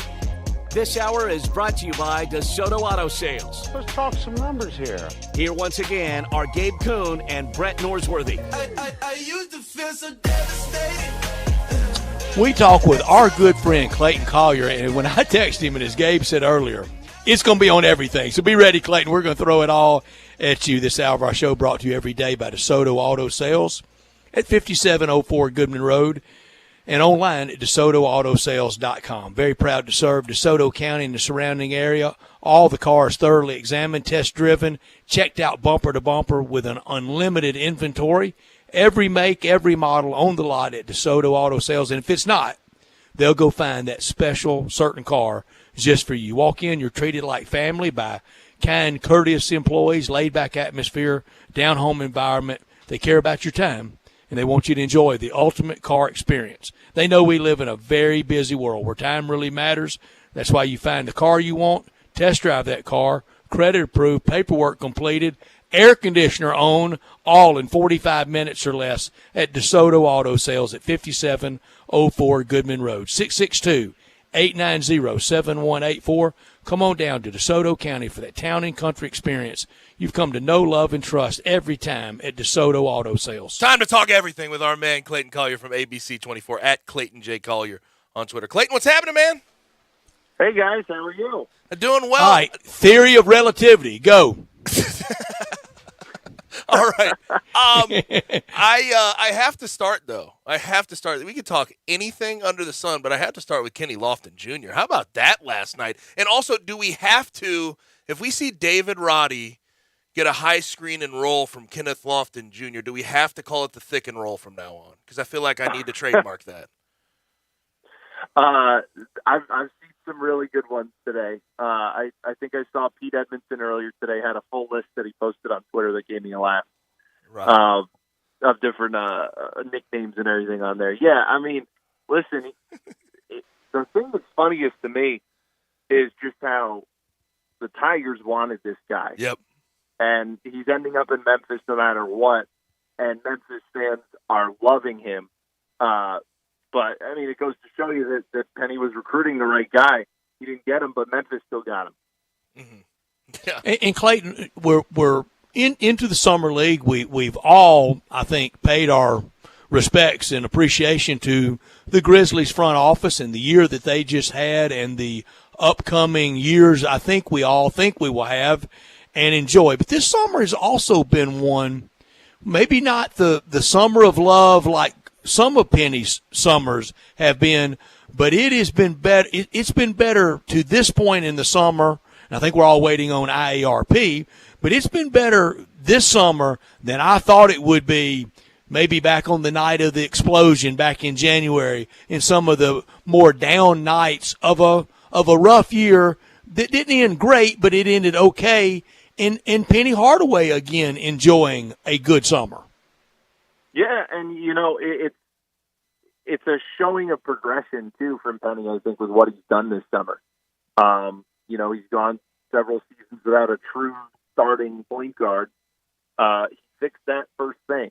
You know, he noticed midway through the season after that first year the way that a lot of teams that were being successful had leaned into the transfer portal and gotten veteran guys. So that's all he did. You know, they're going to be the most experienced team in college basketball this season. I don't know who could be more experienced, but I feel pretty safe in throwing that out there because I think if Alex Lomax comes back, I think I counted it 10 either seniors or fifth years on that roster. So, you know, in that respect, identified that issue as well. The other thing that, you know, back at the AutoZone Liberty Bowl golf outing as well for St. Jude, I asked Penny about, you know, wanting to, you know, the guys that he brings in this year and moving forward. And at first it was going to be one of my questions, but he said it, you know, unprompted, was I need to make sure I'm getting some guys that are, you know, comfortable being role players as well, because in the past, right, when he stacked so many of these guys and had some of those explosive off seasons that you talked about, Brett, that's when we've seen the issue of, okay, well, there's not enough minutes to go around, and he's identified that issue as well. And, you know, that's a coach learning, and that's something that, you know, is very encouraging to see, I think, for Penny going into this year. Now, hopefully they get a chance to compete for something, and that, you know, the IARP doesn't prevent that, because it seems like they have a very unique and interesting team that they put together that looks very solid in a lot of ways. Do you think that this type of recruiting is something he's going to do going forward, like a lot more, sort of have near full classes of transfers, guys that are older? Or do you think this was more of necessity? It brought on by necessity in looking forward and seeing the IARP investigation and what could potentially come down this year? I don't know if it was much as the IARP as Penny wanted a new team. Right. He wanted to start basically fresh, and he did that in a lot of ways. And I think that, I think it's more of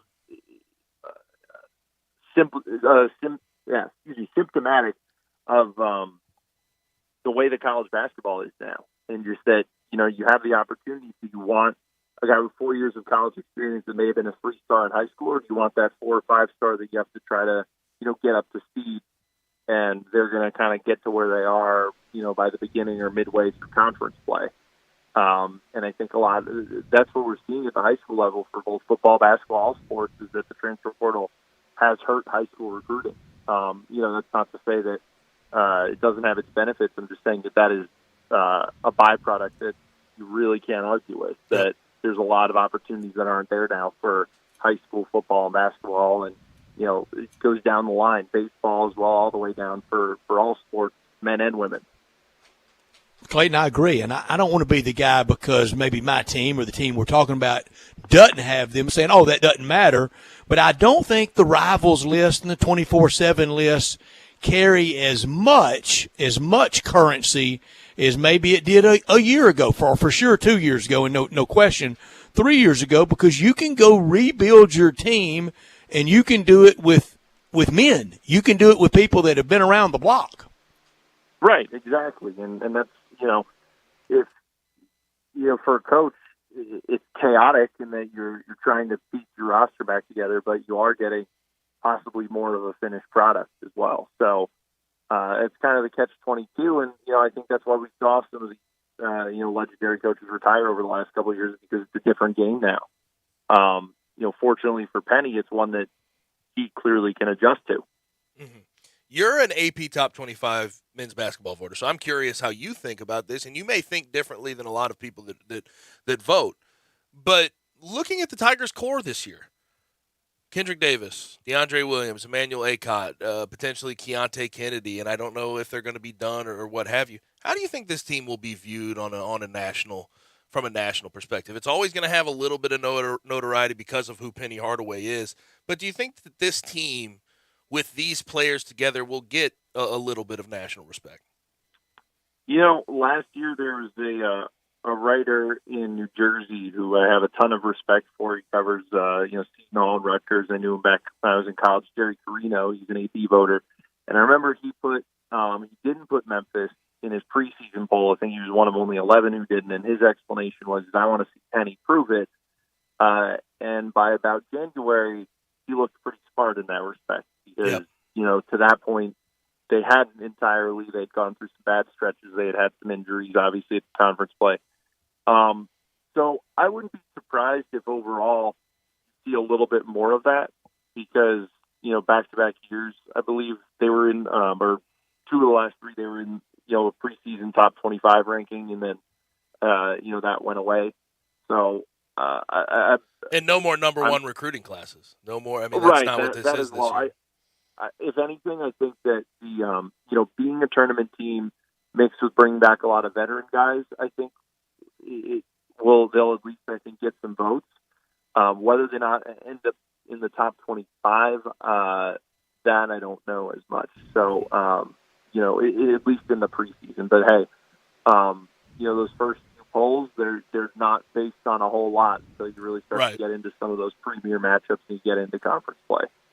Clayton, it's hard for in any market, breaking news, break into regular programming, really with anything from sports, and almost impossible for that to be a good story. On the day IARP comes down, do you see your news director calling you and telling you, get in here and get a tone? We're going with this coming right now at 2:07 in the afternoon.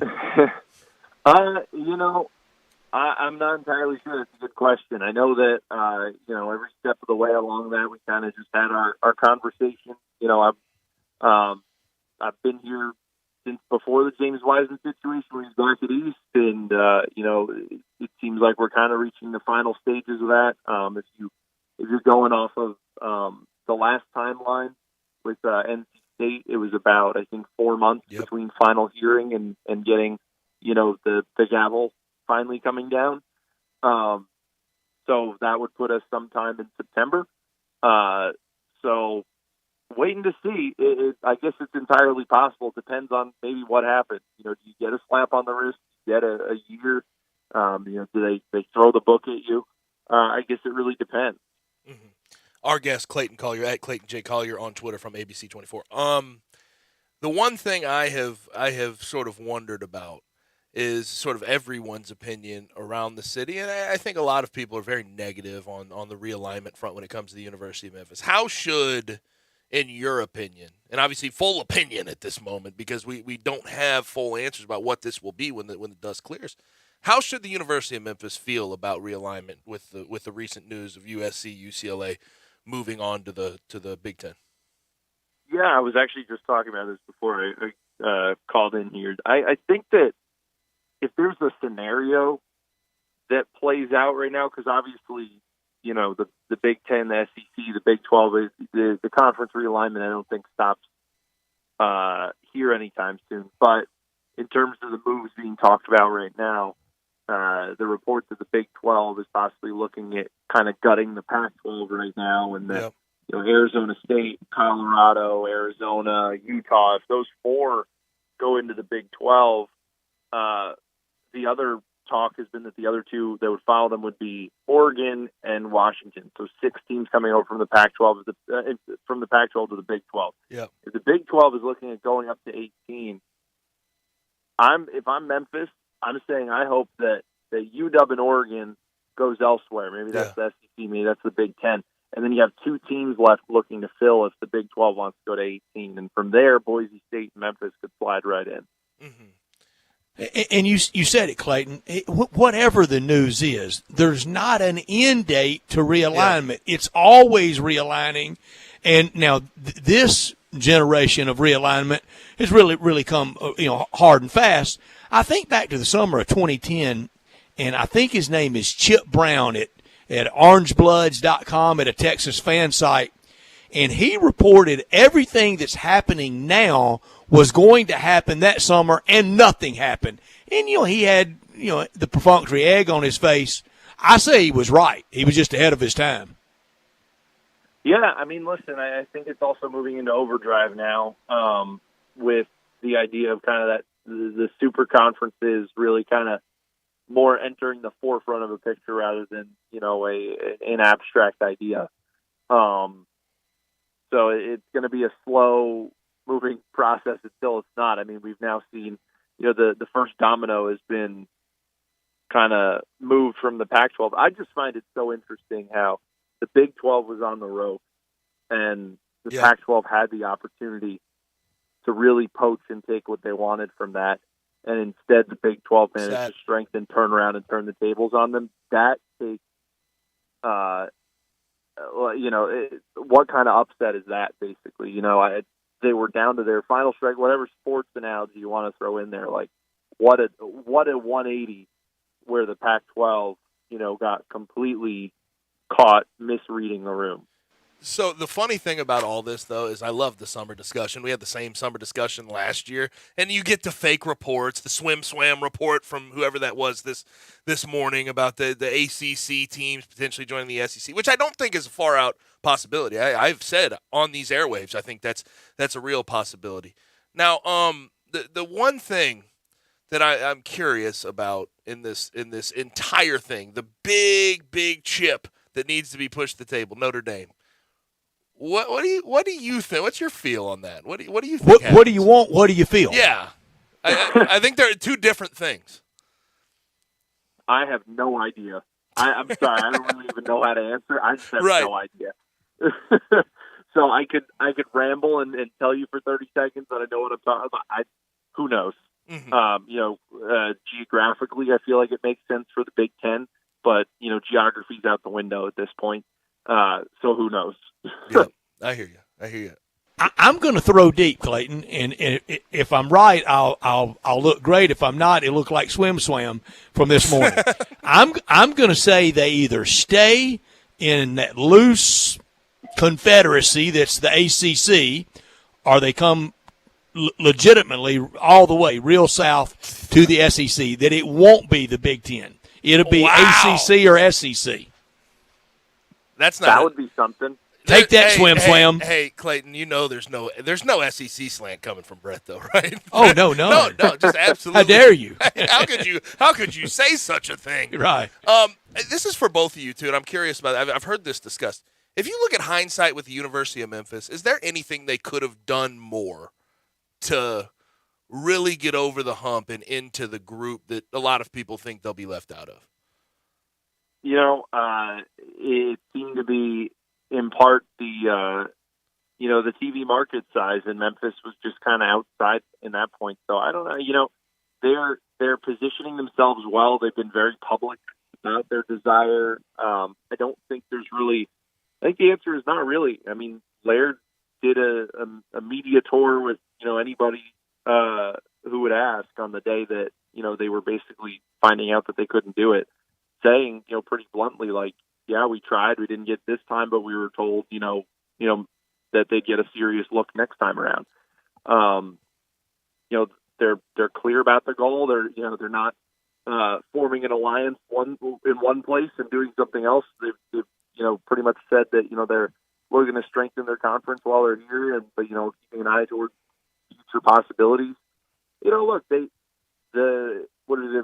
made a major difference if they announced the Liberty Bowl renovation during that time. Maybe. I mean, I don't think so, because the way that it's gone already was that they, like I said, it was market size seemed to be the moving needle, because it was about 20 market difference or 17 market difference between Memphis and I think Utah was the smallest one. Right. I always hear in this discussion, it pops up every time that we talk about University of Memphis and realignment. It's about the on-campus stadium. People always bring that up, and it's almost become for me a pet peeve, because I don't know how much at this point that matters to these other conferences. It would be more about who's in that stadium, how you fill it out. That's more of what you try to see, and you're sort of highlighting that. It's about fan base and about eyes on TV, on cable, regardless on what of your they're stadium. watching. So, and I first of all, I don't know. It would be a long process to be able to put that thing up, and where would you put it up, and getting all the permits. I thought the renovation, the announcement was fine. It was about as well timed as they could have in this moment. But I don't stand with a lot of people that try to say that, and look in hindsight, say that the on-campus stadium would have changed everything. If they would have gone and all in on football earlier, all this would have been different. Because I just don't know if I believe that. No, I don't really. I don't think I do either. I think that I think that ultimately we made the right decision when it came to the on-campus arena versus renovating the Liberty Bowl, because or Simmons Bank Liberty Stadium. Excuse me, I still gotta get used to that. But the difference in cost, I just think it was worth it for what the fundraising capacity was for them. It just made sense to go with that middle tier option of significantly updating their stadium, and so I think that they're giving it the best reasonable shot without doing something that is beyond their reasonable capacity. And here's the truth of it. And obviously, I'm an alum. I played at the University of Memphis. Love that. Love it with every bone in my body. I mean, just love the University of Memphis. The fact that it's always been a semi-underfunded state school. I mean, that's just sort of, you look at the history of the University of Memphis and where it's at in athletics, and I think you point to that first. It's less about and having an on-campus stadium. It's more about being able to fund that and also improve in academics and trying to balance all of that. And I think people oversimplify the athletic department and the decisions they've had to make through the years. And it is what it is, though. And hindsight's always great. People love to come back and say what they would have done different. But in that moment, it's hard to make those decisions perfectly. But we're going to go ahead and let you go, Clayton. Always appreciate you joining us. Let's do it again soon. Of course. Thank you guys for having me. Have a good one. Thank you, Clayton. We really appreciate it. You have a good one, Clayton. At Clayton J. Collier on Twitter. Oh, we didn't get a Mets Yankees World Series in. That's the World Series he wants for his Mets. Well, we'll bring it. We'll talk about it. We will. We'll talk to Clayton a bunch before the fall classic. We got a long. We got a while until we get there.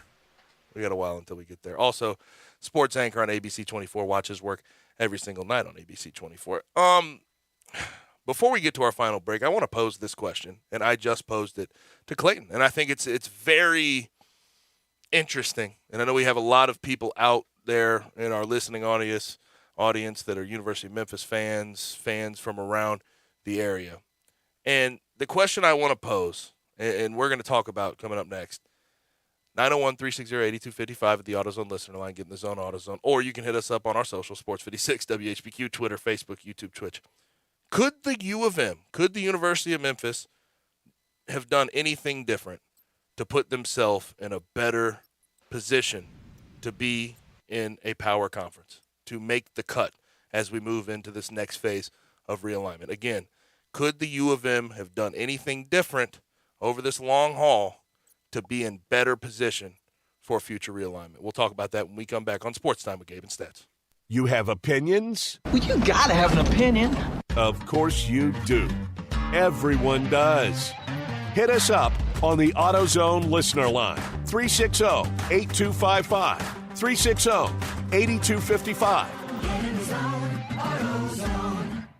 Hi, this is Lauren Choate with Choate's Air Conditioning, Heating, and Plumbing. Now that the warmer weather has arrived, let Choate's perform their $99 20-point AC tune-up to get your AC ready for the hot summer months ahead. Also, Choate's is offering our half-off 1 pound of Freon coupon on our website for you to use. Does your HVAC system need to be replaced? If so, right now is an excellent time to take advantage of Carrier's 60 months, no-interest financing on select systems. Want to improve your indoor air quality? Choate's is also offering our new Abco air purifier for $100 off when you get your air ducts cleaned. UV technology sterilizes biological contaminants and neutralizes odors and toxic VOCs. Match that technology with getting your air ducts cleaned, and you'll have the indoor air quality your family needs. Better call 347-8086 today. These specials won't last long. Turn to the experts with Choate's and let our family serve your family.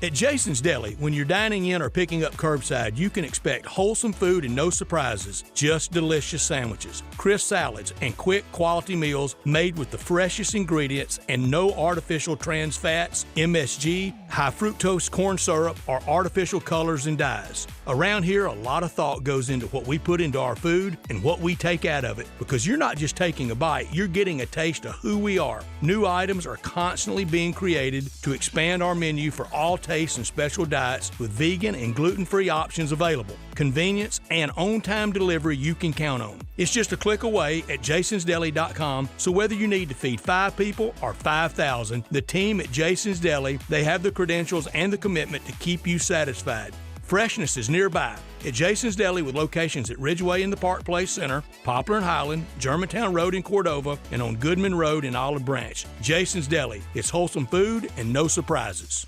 I love how Memphis loves golf, even city government.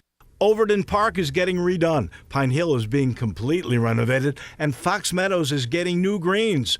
Public golf has never been better. There's a new app for your phone, Memphis Public Links, where you can make tee times, view special offers, get tournament information, find out the latest golf news, and virtually stay in touch. You can download it at the Apple App Store. There are several new golf tournaments this year, including the Mayor's Cup, and there will be a Player of the Year based on performances throughout the season. You can't beat Memphis golf. Galloway is in perfect shape.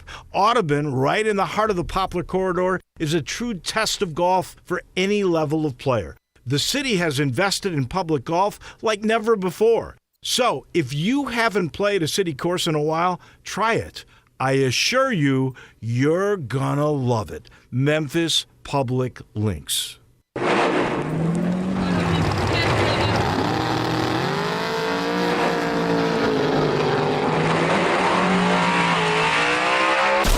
Swerving, speeding, and reckless driving can leave you in your own dust. Drag racing has its consequences. You can lose your driving privileges, your vehicle, face jail time, or even lose or take a life. So slow down, Memphis. The life you save may be your own. Brought to you by the Memphis Police Department, Traffic Operations.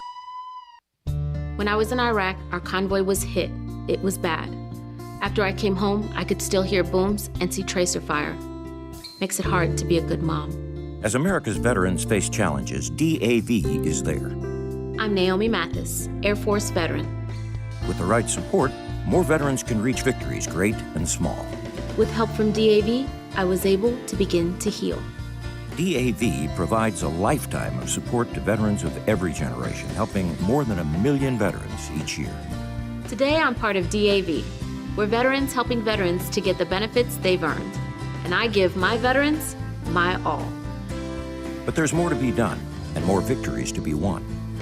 My victory is being able to be here for my children. Naomi Mathis, thank you for your service. May your victories inspire many more. Support more victories for veterans. Go to DAV.org. Do you know one of the best things you can do for your employees or family's health? Provide Arctic Clear bottled water. Arctic Clear bottled water is your locally owned and operated bottled water provider. Arctic Clear is 100% natural spring water with free delivery and setup, dependable service, and no long-term contracts. What an easy choice. Call Jeff Manus today, 901-382-2363, or visit arctic-clear.com. Arctic Clear bottled water. Call now, 382-2363. That's 382-2363. Now, back to Sports Time on Sports 56 and 98.5 FM. This hour is brought to you by DeSoto Auto Sales. I couldn't believe it either, but that thing runs like new. Here once again are Gabe Kuhn and Brett Norsworthy. My nail tech knows how to keep it a little secret. Back in for the last 30 minutes. Sports Time with Gabe and Stats. I'm Gabe, he's Stats. And I have to pose this question one more time. 901-360-8255. Get those texts in before we get out of here for the day. And the question is, do you think the U of M could have done anything better, anything more to put themselves in a better position as far as realignment is concerned? Again, 901-360-8255 at the AutoZone listener line. And also, I did forget, and I'm sorry to our wonderful sponsors, but the last segment with Clayton Collier, usually with Greg Gasson's, brought to you by Mount Moriah Auto Sales, Mid-South Hobbies, 3A Collisions, Neil's Barn Grill, and Wilkinson's Liquor and Wine. Gabe, I do think, and it's not hindsight on my part. I don't know that I said it loudly or very forcefully during these times, because I did really like this AD a lot, and I did. I liked R.C. Johnson a lot. He was a very nice man, and I thought, and I said at the time, maybe not loud enough, but I thought at the time that he was really just kind of selling out all in just for men's basketball. Yep. And it was at a time that I saw people turned on by Tommy West's football team. And I am a big Tommy West guy. I like him on and off the field. Love him to death. One of my favorite people ever to hang with and to follow and cover and be around and be a bud with. Coming off that first New Orleans Bowl, not the second one against Howard Snellenberger and FAU, but the first one where young Bryant Dacus was interviewed by Greg Gaston, the win over North Texas, I thought some momentum was lost in the years right after that in the granting of everything down to the ice maker to John Calipari. Now, it worked for basketball. It did. You can't argue that. John Calipari worked. It paid off with those teams, particularly 06, 7, 8, and 9, and his last team in 9. But it was at a big cost to football. That's the point here that needs to be made, is football makes more money than basketball no matter what way you shake it. On any Division I campus, football is the moneymaker. It's just how it works. 50,000 seats versus 50. And I agree with your sentiment there. And I guess last segment when I was talking about the updated, the renovations on the Liberty Bowl, this Liberty Stadium, this new talk about Laird, Bill Hardgrave coming in. They had to do what they had to do, and I don't know if they personally could have made the wheels turn on that thing any faster. I thought the timing of them getting in there and trying to get it done was fair.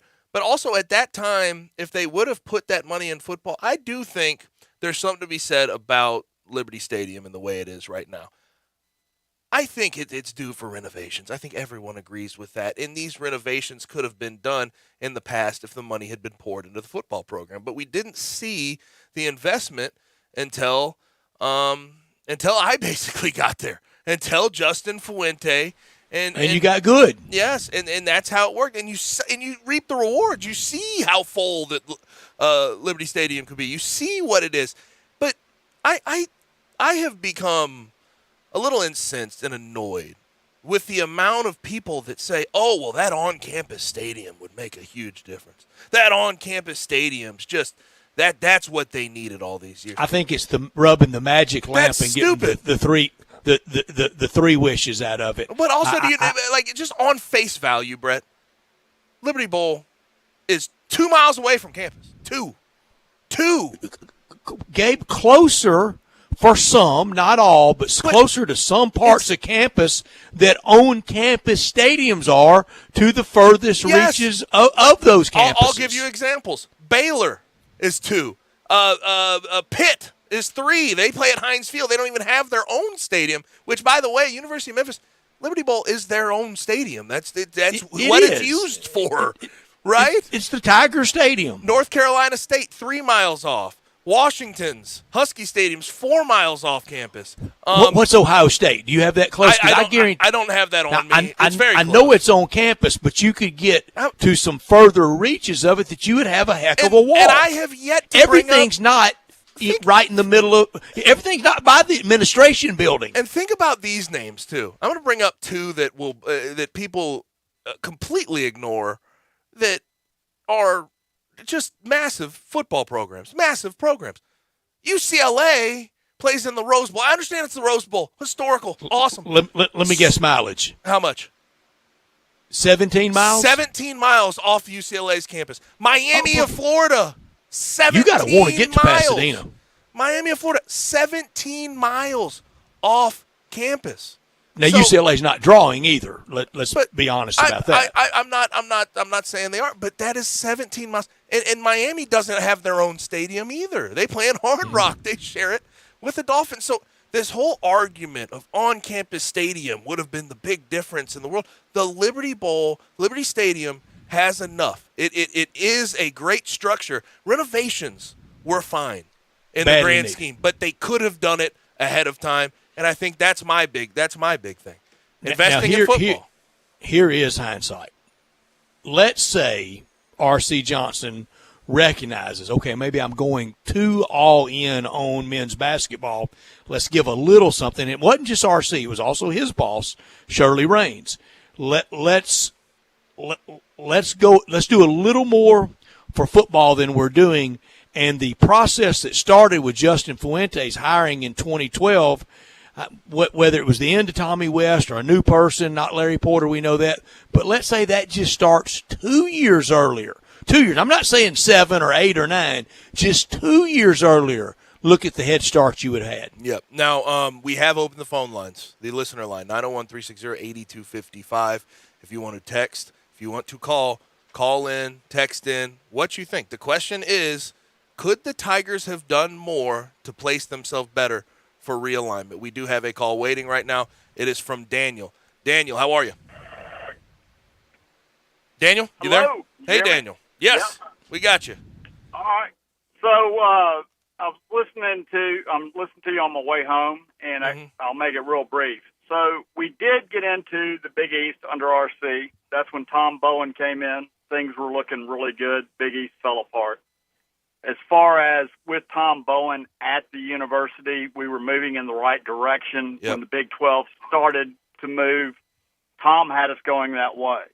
What cost us was Dr. Rudd letting Tom Bowen go and basically bringing in a underling AD at the beginning of COVID off of a Cotton Bowl year. and then cutting all of your athletic staff. So it looked like you had a staff of people, or you had a university that could not financially support itself, which also goes back to David Rudd selling off a majority of the university's real estate holdings, one of which being the president's home. So I think that's what cost us. We have an AD that came in when there was no contact anywhere, and the feelers weren't out there. The staff that he has rehired do not have the deep connection to the deep pockets that need be to land us there. And that's all I got to say. I'll listen. Awesome. Thanks for the call, Daniel. Great call. Great call from Daniel right there. Great. I mean, said 3 hours worth in 3.5 minutes. Dynamite. Just dynamite. Wow. Daniel, and I can't argue with all that. I never mind how it ended with Tom, and never mind how it ended sadly for Tom and the people at Arkansas State. What he did, the resurrection of this, and he was hired for one thing: get football right. Yep, he did it. And I thought Rudd's ego was not going to share a stage with Tom. And that's you have internal strife like that happens behind the scenes at a lot of places. But the internal strife going on between Tom and Rudd, very well documented. And generally speaking, if you're the athletic director and you're beefing with a president, we know how that ends. We know where the AD ends up. We know that the president you beef stays with a around. Powerful basketball coach. And it's yes, and didn't quite give everybody in the fandom what Penny wanted at that time, which was Larry Brown and just basically having it his way. So and Tom's style could rub people wrong too. Yes, no question. And like on the way out, we know what happened. It's well documented. I always personally had good run-ins with Tom. Tom was always great to the football players, really wanted to invest in us. And he also, the messaging he had behind the athletic department at that time, and just truth be told, I thought was very well done. He wanted athletics to really take a rise, and I thought he had the vision. I do think he had the vision of trying to get into a power conference. Did it end up that way? Did he rub some people wrong along the way? Absolutely. And yes, he ended up rubbing the wrong person the wrong way. And it's sort of how it went. But I thought that was a very good call by Daniel. And Gabe, you go down the checklist that I've heard most of my life, and I've been a Tiger follower, fan, not my primary team, maybe not even my secondary team, but a fan of most Saturdays, not every Saturday, but most Saturdays. I've been for them since 1970 when I was 8 years old and went to my first game. And I've been to games at least one just about every year since then. I've sat in the end zone too. It's not just because I've been in the media or sat in someone's box. I've done both of those as well. But I've sat out in the stands at games. And that checklist of things to do for forever, get in a conference. We did. Yep. Get in a good conference. Did. Win ball games. Did. Go to bowl games. Win. Did. Go to bowl games and win. Did that. Get in a better conference. Did that and win. Go to one of the ultimate games. Win enough to go to something like the Cotton Bowl. Did. Also, a great place to tailgate. Built Tiger Lane. Did it. I've heard all the complaints through all the years. I think I'm gonna put it out there. I think the on-campus stadium has been an excuse. Oh, it's been absolutely, and just the pure discussion, the continued discussion about it frustrates me, Brett, in a really bad way, because you have program after program who have off-campus stadiums. It's not something new. You have people, some of the premier programs, I brought up UCLA, I brought up Miami, are 17 miles off campus. Miami doesn't even have that to themselves. They share it. Liberty Stadium's not shared. Yes, they have other events, but it is the University of Memphis and the football programs basically on its own. Now, when you look back at what could have been done, I think it's very well documented. It's very well, everybody shares the same thoughts. The investment in football should have came earlier, because that's what realignment is looking at. What are you generating with your football program? And I think up until recently, up until 2012, 2013, 2014, football program was not producing. It wasn't sellable, wasn't winning. The TV contracts were not going to come. Opening night for Justin was a home loss to UT Martin. And the conference was lacking. So it's tried. The investment in football has been a short sprint, and it feels like it could have been. I want Tiger football It could have viable. been drug out over a longer period of time. I want Tiger football viable and good, if for no other reason, and it's for a lot of reasons. It's for my uncle that was a Memphis State graduate and season ticket holder that first started taking me and my brother to games in the late 60s and early 70s. I want it for a lot of reasons, but also for this, for what we do every day. It's undeniable this has been more fun to do the last 8-9 years with a Tiger football program that matters. Yes, I was on the team for the first part of it, and even in the early 2000s with D'Angelo and Danny Wimprine, like that was probably a great time as well. Wasn't really around for that, but to see the how the program got embraced since I've been here, I mean, I see the buildup. I feel like that buildup, though, could have been drug out over the long haul instead of the short sprint that we've seen. I was at a game in 75 at Simmons Bank Liberty Field when the Tigers beat. Was it 75 or 76? May have been 76 when they beat Auburn. Phil Gargis was quarterback for Auburn. They beat Auburn there. They beat Houston. Houston was getting ready to go in the Southwest Conference then. It was Ernest Gray put on a show. Now, the stadium, the capacity then was only around 50. It was before the addition of 16,000 that's now been boiled down again, but for the NFL effort. But it was packed. Saturday night in Rocking, I can remember what we called the Mid-South Fair games. How much fun in 75 wasn't as much fun for the result for the Tigers to lose to Arkansas State. That was a great Arkansas State team though that went undefeated in 75. So I've seen it like that from long ago and now, and I know it can be done. I know somebody wants the Tigers viable, and he loves them with every fiber of his being. That's Walker Taylor and Walker's great staff at both places for the commissary. The new Collierville commissary at Houston, Levy, and Poplar, or the original in Germantown. I got to get a story. I got to get a report from Walker. I know he was probably in school at during the 76, 77 stretch. I got to get a report from him on his behavior at some of those big wins and those games.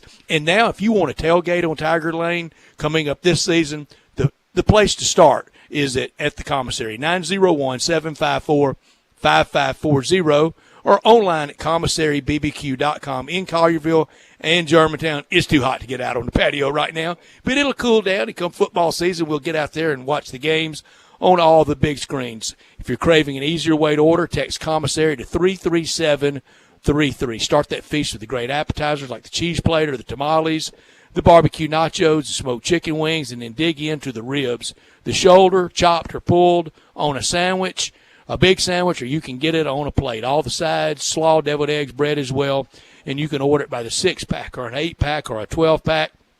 That's where you start for tailgating, and tailgating's coming up soon. 901-754-5540, online at commissarybbq.com in Collierville and Germantown. Let's go ahead and grab our final break of the day. When we come back, we get to Taco Bell Crunch Time.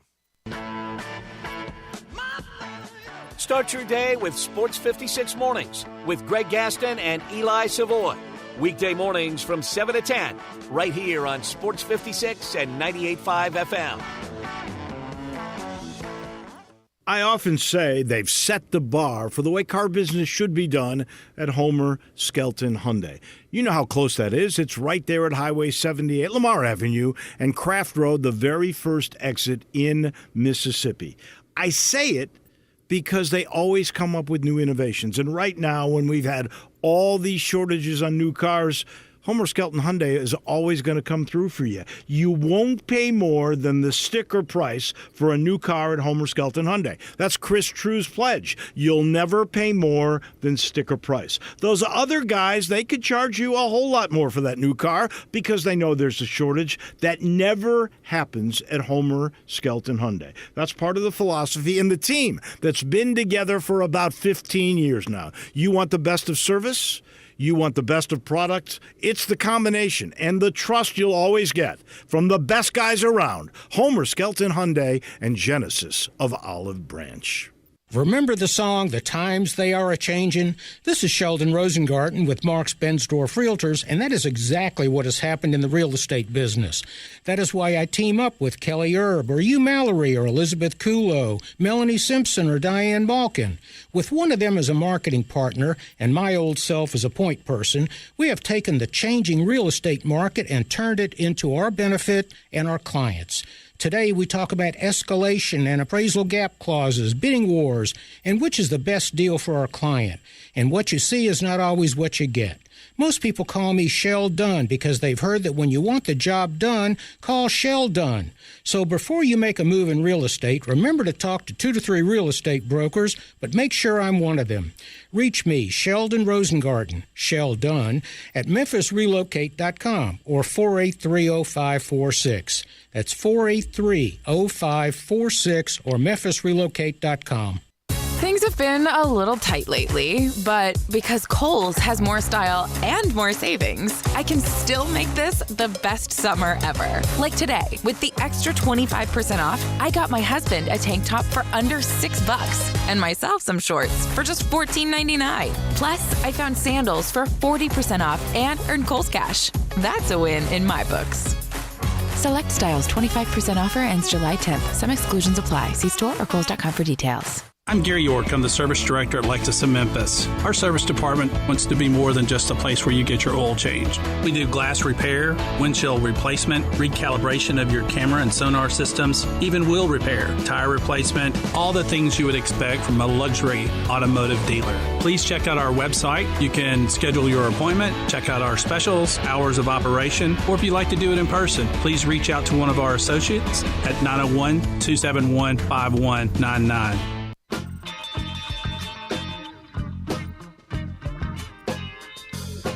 Now, back to Sports Time on Sports 56 and 98.5 FM. This hour is brought to you by DeSoto Auto Sales. You drove it, you love it. What more do you need to know? Here once again are Gabe Kuhn and Brett Norsworthy.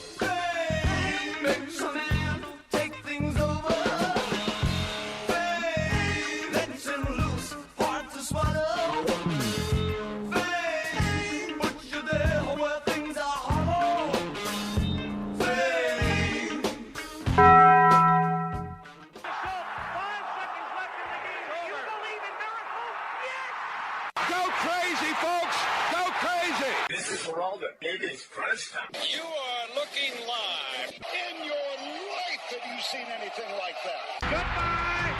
Hello, Haskins. It's obviously crunch time. Hammer, nail, coffin. This baby is over. The double steak grilled cheese burrito, so good. Double the steak with nacho cheese sauce, seasoned rice, red strips, sour cream, and the 3-cheese blend wrapped inside a warm flour tortilla, with even more 3-cheese blend grilled on the top. The double steak grilled cheese burrito, it hits the spot now at Taco Bell. And at Taco Bell, when they say they are feeding people's lives with unexpected good, they mean it. Bowl food you can't get anywhere else. What I learned today is that on the Tiger football front, there is some good news. All this realignment, this Big 12 There's a lot talk, of good news, Gabe. There is. There's some good news. Brady White is set to rejoin the staff as a GA. Obviously played the last season in Campbell the USFL. Award winner, Brady White. But coming back for him, and we know what he did between 2018 and 2020, the Cotton Bowl quarterback, but to come back as a GA and be able to sort of be a right-hand man to a guy like Seth Hennigan, I think that's awesome for a young quarterback, and I think that bodes well for what we'll see out of him coming next year.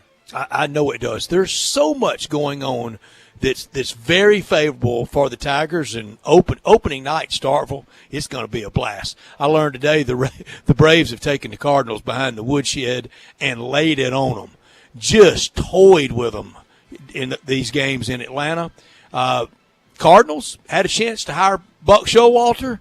Instead, went with Ollie Marmol, and with every loss, he looked smaller and smaller in that dugout. Well, do you think that Buck Showalter was going to be able to do anything substantial with what's on this Cardinals roster right now? I think he would have had pitching a louder rotation. I think he would have had a louder voice on whether or not to sign Albert or go get Kyle Schwarber. I think that's fair. Now, what I could have done without has to do with the discussion surrounding the University of Memphis and realignment. The on-campus stadium discussion for football and how that would have been, that would make the full difference. Dead end. It would be awesome if that happened in the past, if the money was put forward to make that happen. Yes, that would be awesome to have. But that is not the reason that this has happened. There are other reasons that have to do with investing in football too late into the 21st century, doing this short-term gain in football when in reality you could have invested more earlier. Also, I see the discussion, and this comes from a part of the fan base. I'm not accusing everybody of this, but I've seen go independent, don't worry about football, and go all in the Big East for basketball.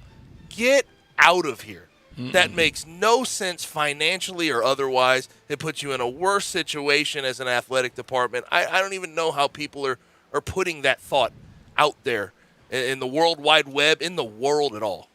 Gabe, have you found that the on-campus stadium people are also the Save the Coliseum people and make it a Jackie Fargo, Jerry Lawler shrine? Honestly, yeah. They really are the same. Big overlap there. But and one of the ideas is not going to happen, and the other one's goofy. But I could have done without. I'm sorry, go ahead. I was going to say, but point of what I could have done without today, can we stop talking about an on-campus football stadium? It's not necessary. I think for some, it's always the great hope. You know, if I'd have just won the Powerball, I mean, I think it's always that great pipe dream. I could have done without Congress having a hearing for minor league baseball players to make more money. That's all Congress has to do these days, is have a hearing for minor league baseball to make more money. Here's how you make more money in minor league baseball. You produce more revenue. You have a product that people want to see more. Minor league baseball has always been kind of an underfunded venture with one dream, with one hope. You make it to the show. Mm-hmm. What I'm looking forward to tonight, Sox and Yankees in Fenway. Garrett Cole on the bump for the Yankees. Cardinals, Braves. How many times they play a year? 34? Plenty. Yankees and Red Sox at least 34 times? Plenty. Also looking forward to seeing if the Cardinals can save at least a little bit of dignity before they get out of Atlanta. Matt Liberatore going. Hopefully they can save one. At least get one of four. Pinstripers out of Pittsburgh, and that'll be it for crowds in Pittsburgh for a while. Some of those seats sat in the last two nights. When's the next time they have a rear end in them? Opening day next year for the Pirates if the weather's nice? Maybe. I still want to see that stadium though. You tell me it's fantastic. I think it in San Francisco are the ones I've been to, and I hadn't been to them all. But that's my two favorite. Oh yeah, it's oh my gosh, spiritual. It's beautiful. I love Busch Stadium. I've never been to a better stadium than what it's not AT&T. It's Oracle now. It's Oracle now. Oracle now. It's my favorite new one. NHL draft tonight. How about that? Yeah. Who's going first overall? I don't know. It's been Shane Wright for 4 years, and now it sounds like he's probably going to go second. So it's very interesting. Oh, no. Also, NBA You go live Summer tweet League. it? Maybe. Also, NBA Summer League tonight, Grizzlies versus Jazz. Last game in Salt Lake City, and we start the Vegas portion of Summer League. But that's all we have for today. Thanks to Bill Bender, Keith Smith, and Clayton Collier for their contributions to the program today. For Brett, for Brian, I'm Gabe. Enjoy your night and be safe. We'll holler at you tomorrow. In the alley since 1948, the world-famous Rendezvous. John, it's so good to see every